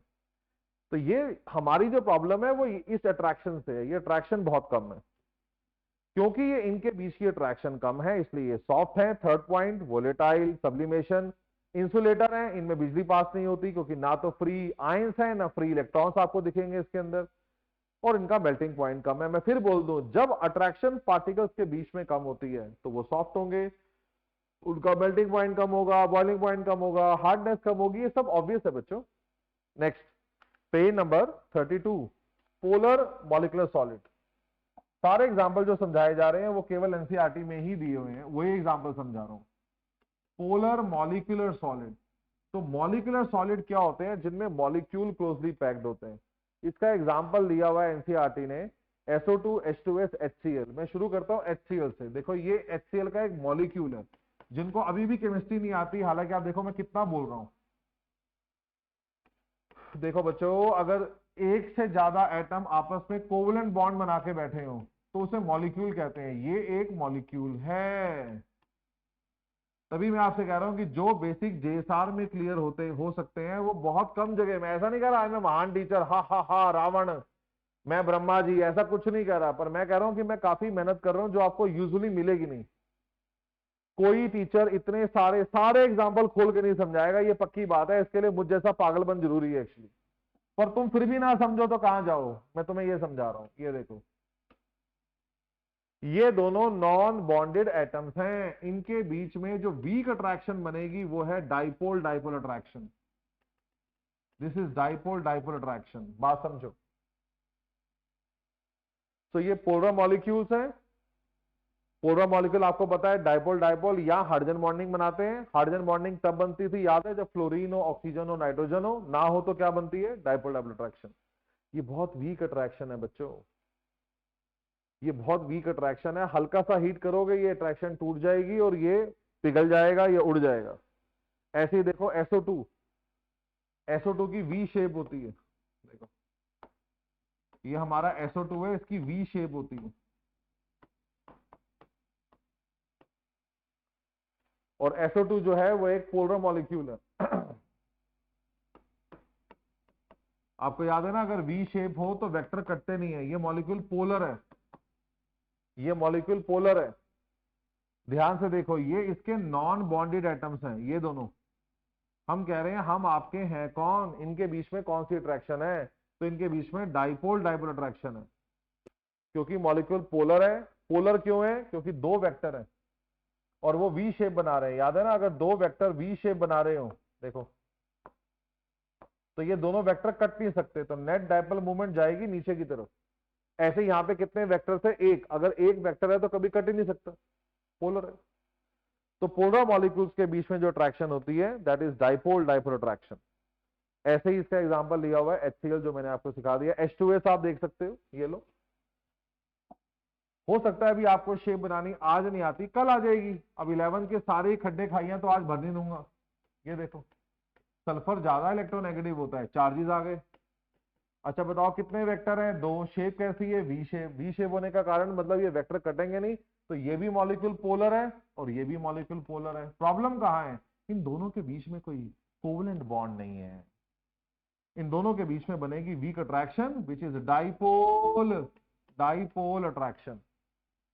हाइड्रोजन बॉन्डिंग से ये स्ट्रॉन्गर है, लेकिन ओवरऑल तो वीक अट्रैक्शन ही। तो पेज 32 पे लिखा हुआ है first point, polar molecules are closely packed, form dipole dipole attraction. ये भी सॉफ्ट है, इनमें भी बिजली पास नहीं होगी, इनका भी मेल्टिंग पॉइंट कम होगा। हालांकि नॉन पोलर वालों से थोड़ा सा ज्यादा होगा, क्योंकि नॉन पोलर में अट्रैक्शन होती है वेंडरवॉल, वो तो बहुत ही कमजोर अट्रैक्शन है। ये भी कमजोर है लेकिन उससे थोड़ी बेटर है, तो मेल्टिंग पॉइंट इसका थोड़ा सा ज्यादा होगा। नेक्स्ट, लास्ट आ रहा है इसके अंदर पेज नंबर 33।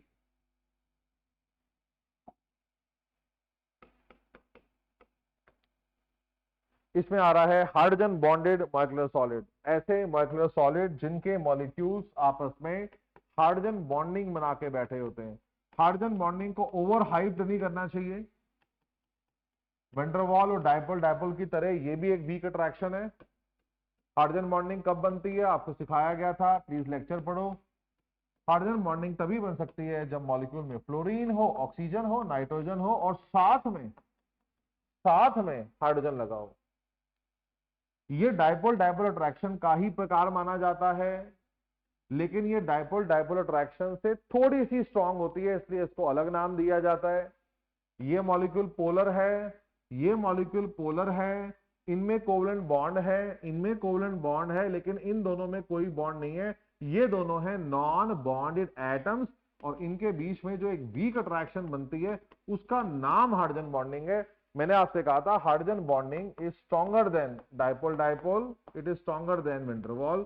इसीलिए अगर मैं मेल्टिंग पॉइंट की बात करूंगा तो जिनमें हाइड्रोजन बॉन्डिंग पाई जाती है उनका मेल्टिंग पॉइंट थोड़ा ज्यादा होगा, जिनमें डाइपोल डाइपोल वगैरह है, यहाँ वंडर वॉल है, थोड़ा कम होगा। एक्सेप्शन अगेन आती रहेंगी। बट एक जनरल ट्रेंड यही है, हाइड्रोजन बॉन्डिंग इन तीनों में से रिलेटिवली स्ट्रॉन्गर मानी जाती है।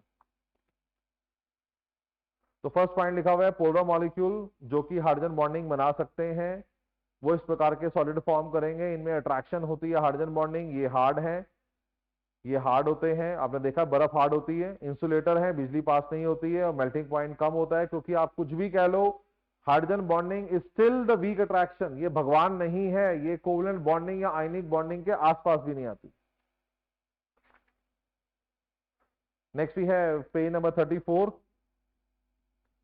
इस पे एनसीईआरटी की एक टेबल मैंने अटैच करी है, और पढ़ो। लिखा हुआ है मॉलिक्यूलर सॉलिड तीन प्रकार के होते हैं, non polar, polar, hydrogen bonding, ionic solid, metallic solid, covalent solid, इन सब के बारे में इनकी प्रॉपर्टीज सारी यहाँ लिखी हुई है। मैं आपको अपनी पीडीएफ शीट से एक बार इसको एक्सप्लेन कर देता हूँ दोबारा से। आज की क्लास में आपने क्या सीखा कि क्रिस्टलाइन सॉलिड जो है वो तीन प्रकार के, चार प्रकार के होते हैं, आयनिक solid, metallic solid, covalent solid and molecular solid. फिर आपने ये सीखा कि आयनिक सॉलिड्स के अंदर जो मेन फोर्स ऑफ अट्रैक्शन है वो आयनिक फोर्स ऑफ अट्रैक्शन है।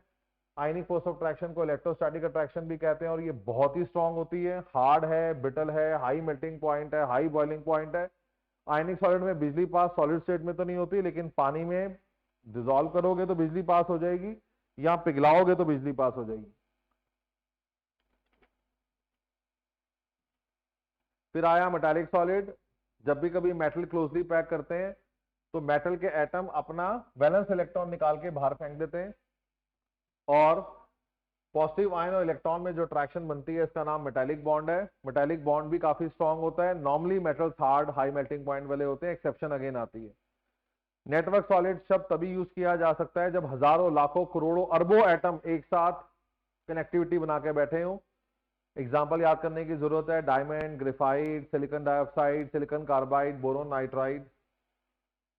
उसके बाद मैंने कहा कि ये पेजेस आप इग्नोर कर सकते हो क्योंकि यहाँ से 12th में कुछ नहीं पूछते, हालांकि एनसीईआरटी में था। कोवलेंट बॉन्ड डायरेक्शनल होते हैं, मतलब they always have bond angle.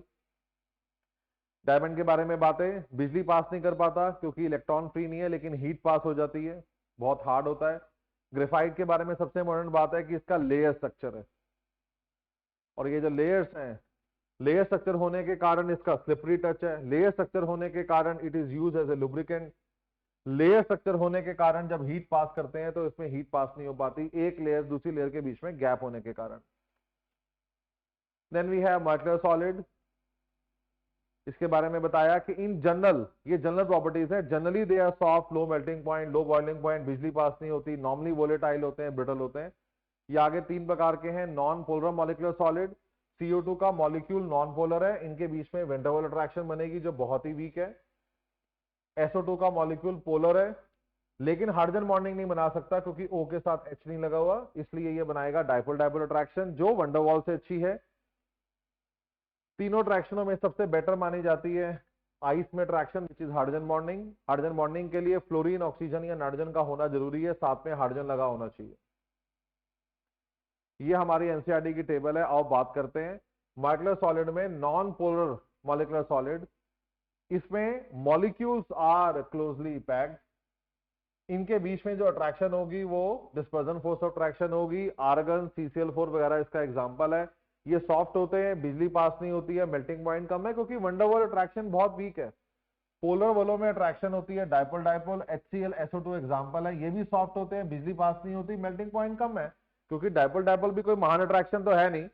Hydrogen bonded ऐसे मॉलिक्यूलर सॉलिड जिनमें नॉन बॉन्डेड एटम्स के बीच में हाइड्रोजन बॉन्डिंग होती है उनको कहते हैं हाइड्रोजन बॉन्डेड मॉलिक्यूलर सॉलिड, और हाइड्रोजन बॉन्डिंग इन तीनों फोर्स में से स्ट्रांग होती है। इसका एग्जांपल है आइस, ये हार्ड होता है, इंसुलेटर है, बिजली पास इसमें भी नहीं होती, ये दोनों सॉफ्ट है लेकिन आइस हार्ड है क्योंकि हाइड्रोजन बॉन्डिंग डाइपोल डाइपोल और वैन डेर वाल्स से अच्छी है, इसका मेल्टिंग पॉइंट भी लो माना जाता है। आयनिक सॉलिड में ions are closely packed, attraction है कोलम्बिक या इलेक्ट्रोस्टैटिक, ये इसके एग्जांपल्स हैं। हार्ड होता है क्योंकि आयनिक अट्रैक्शन बहुत स्ट्रांग है, लेकिन ब्रिटल होता है, प्रेशर अप्लाई करने पे पतला नहीं होगा, शेप नहीं बदलेगा, टूटेगा। इंसुलेटर है सॉलिड स्टेट में बिजली पास नहीं कर पाता क्योंकि आयंस आर टाइटली पैक्ड, लेकिन पिघलाने पे या पानी में डालने पे आयंस आजाद हो जाते हैं और बिजली पास करने में हेल्प करते हैं। इनका मेल्टिंग पॉइंट बहुत ही हाई होता है, क्योंकि ionic force of attraction is a very strong force of attraction. Metallic solid में positive ions in the sea of delocalise electron. What is delocalise? जो यहां वहां पे भाग रहे हैं। जैसे जेएसआर में मैं हमेशा आपको मिलूंगा, मेरी लोकेशन लोकलाइज है। जो प्राइवेट ट्यूटर होते हैं वो डीलोकलाइज होते हैं, वो कभी इस घर में जा रहे हैं पढ़ाने, कभी उस घर में जा रहे हैं, तो जिनकी लोकेशन फिक्स नहीं है। फ्री इलेक्ट्रॉन, जब बच्चा पार्क में आ गया तो क्या उसकी लोकेशन फिक्स होगी? अगर एक बच्चा पार्क में आ गया तो क्या वो एक सीट पे बैठा रहेगा? नहीं, वो भागता रहेगा। तो जो लगातार भागते रहे, अपनी लोकेशन चेंज करें, उसे डीलोकलाइज कहते हैं। मेटालिक सॉलिड में अट्रैक्शन कौन सी होती है? Metallic bond. एग्जांपल सारे मेटल और एलॉय। ये हार्ड होते हैं, लेकिन अगर प्रेशर अप्लाई करोगे तो ये पिचक जाते हैं, इनकी तारें भी बन जाती हैं, तो मेलेबल और डक्टाइल। बिजली पास करते हैं in the solid state as well as in the molten state. पानी में डालने का कोई मतलब नहीं है मेटल को, मेटल की तारें बनती हैं। Metals are good conductor of electricity in solid state. अगर आप पिघला भी दोगे मेटल को तो इलेक्ट्रॉन्स फ्री ही रहेंगे, इसलिए पिघलने के बाद भी इनमें बिजली पास हो जाएगी। पानी में डालने का कोई मतलब नहीं है, ये सॉलिड और मोल्टन दोनों स्टेट में बिजली पास करते हैं। इनका मेल्टिंग पॉइंट भी फेयरली हाई होता है। एक्सेप्शंस आती रहेंगी, उनकी चिंता मत करना। 95% metals have high melting point. Covalent solid, जिन्हें नेटवर्क सॉलिड भी कहते हैं, इनमें atoms are closely packed. Atoms के बीच में कोवलेंट बॉन्डिंग होती है। SiO2, quartz, silicon, silicon carbide, ये सब इसके एग्जांपल्स हैं। ये हार्ड होते हैं, एक्सेप्शन ग्रेफाइट के। ग्रेफाइट सॉफ्ट होता है। नॉर्मली इनमें बिजली पास नहीं होती, लेकिन क्लियर एनसीईआरटी कहती है ग्रेफाइट एक्सेप्शन है। देखो साफ लिखा हुआ एक्सेप्शन, क्योंकि इसमें पाई बॉन्ड होता है, वो टूट जाता है। पाई इलेक्ट्रॉन बिजली पास करने में हेल्प करते हैं। जनरली इनका मेल्टिंग पॉइंट हाई होता है। एनसीईआरटी में जितने भी एग्जांपल्स है वो मैंने पेज नंबर 35 पे लिखे हुए हैं। मेरी अगली क्लास से पहले इन एग्जांपल्स को याद करने की कोशिश करो। अमार्फस के एग्जांपल है glass, rubber, polymer, plastic, polyurethane, PVC, fibre glass, quartz glass, Teflon, cellophane, ये सारे अमार्फस हैं। आयनिक के example potassium nitrate, sodium chloride, magnesium oxide, zinc sulphide, calcium fluoride, हजारों। मेटल्स के example copper, rubidium, brass, iron, silver, magnesium, tin, ये सारे metal हैं। Covalent solid मैंने बोला silicon, silicon carbide, diamond, graphite, aluminium nitride, boron nitride, ये सब example हैं। मॉलिक्यूलर सॉलिड में आर्गन हो गया, CCl4, methane, benzene, hydrogen, H2, CO2, ये सारे नॉन पोलर हैं। हाइड्रोजन बॉन्डिंग है पानी में, अल्कोहल में, अमोनिया में, बेंजोइक एसिड, यूरिया, इन सब के स्ट्रक्चर दूंगा मैं अगली बार आपको। इनके अंदर हाइड्रोजन बॉन्डिंग होती है। और HCl, SO2, ईथर, P4O10, ये सारे डाइपोल डाइपोल वाले हैं। तो हर एग्जाम्पल आपको याद नहीं हो सकता, प्रैक्टिकली पॉसिबल नहीं है, लेकिन धीरे धीरे रोज का एक एजेंडा बनाओ कि आज ये याद करना है, कल ये याद करना है, उससे आप आगे मूव कर सकते हो। ये थी आपकी आज की क्लास। अगली क्लास में मैं एनसीईआरटी क्वेश्चन कराऊंगा इस टॉपिक के। एनसीईआरटी रजिस्टर में केवल एनसीईआरटी क्वेश्चन लिखने होते हैं, बाकी सारा ये रजिस्टर है, इसको पढ़ो, कोई रफ रजिस्टर में डायग्राम बना के देखो, प्रैक्टिस करो। टॉपिक मुश्किल नहीं है, बहुत आसान टॉपिक है। 11 का बैकअप भी दिया गया है, लेकिन पढ़ना तो पड़ेगा। जिन बच्चों ने मुझसे हेलोल्केन, हेलोरीन वगैरह का एसएस लिया है, सॉल्यूशन का एसएस लिया हुआ है, आपको भी सॉलिड स्टेट साथ साथ पढ़ना है। जो भी हमारे वीकली टेस्ट हो रहे हैं, अभी ऑब्जेक्टिव हो रहे हैं, नेक्स्ट वीक सब्जेक्टिव टेस्ट भी लेंगे, वो आपको साथ साथ देने हैं। अगर आपने हेलोल्केन का टेस्ट देना हो उसका भी दे सकते हो। आप एक बार हेलोल्केन कर लो, उसका टेस्ट दे दो, हेलोरीन कर लो, टेस्ट दे दो, लेकिन वो आपकी एक्स्ट्रा एफर्ट है। मेरे को भी मतलब है जो मैं पढ़ा रहा हूँ सॉलिड स्टेट, वो आपको मेरे साथ साथ करना चाहिए, लैग मत करो।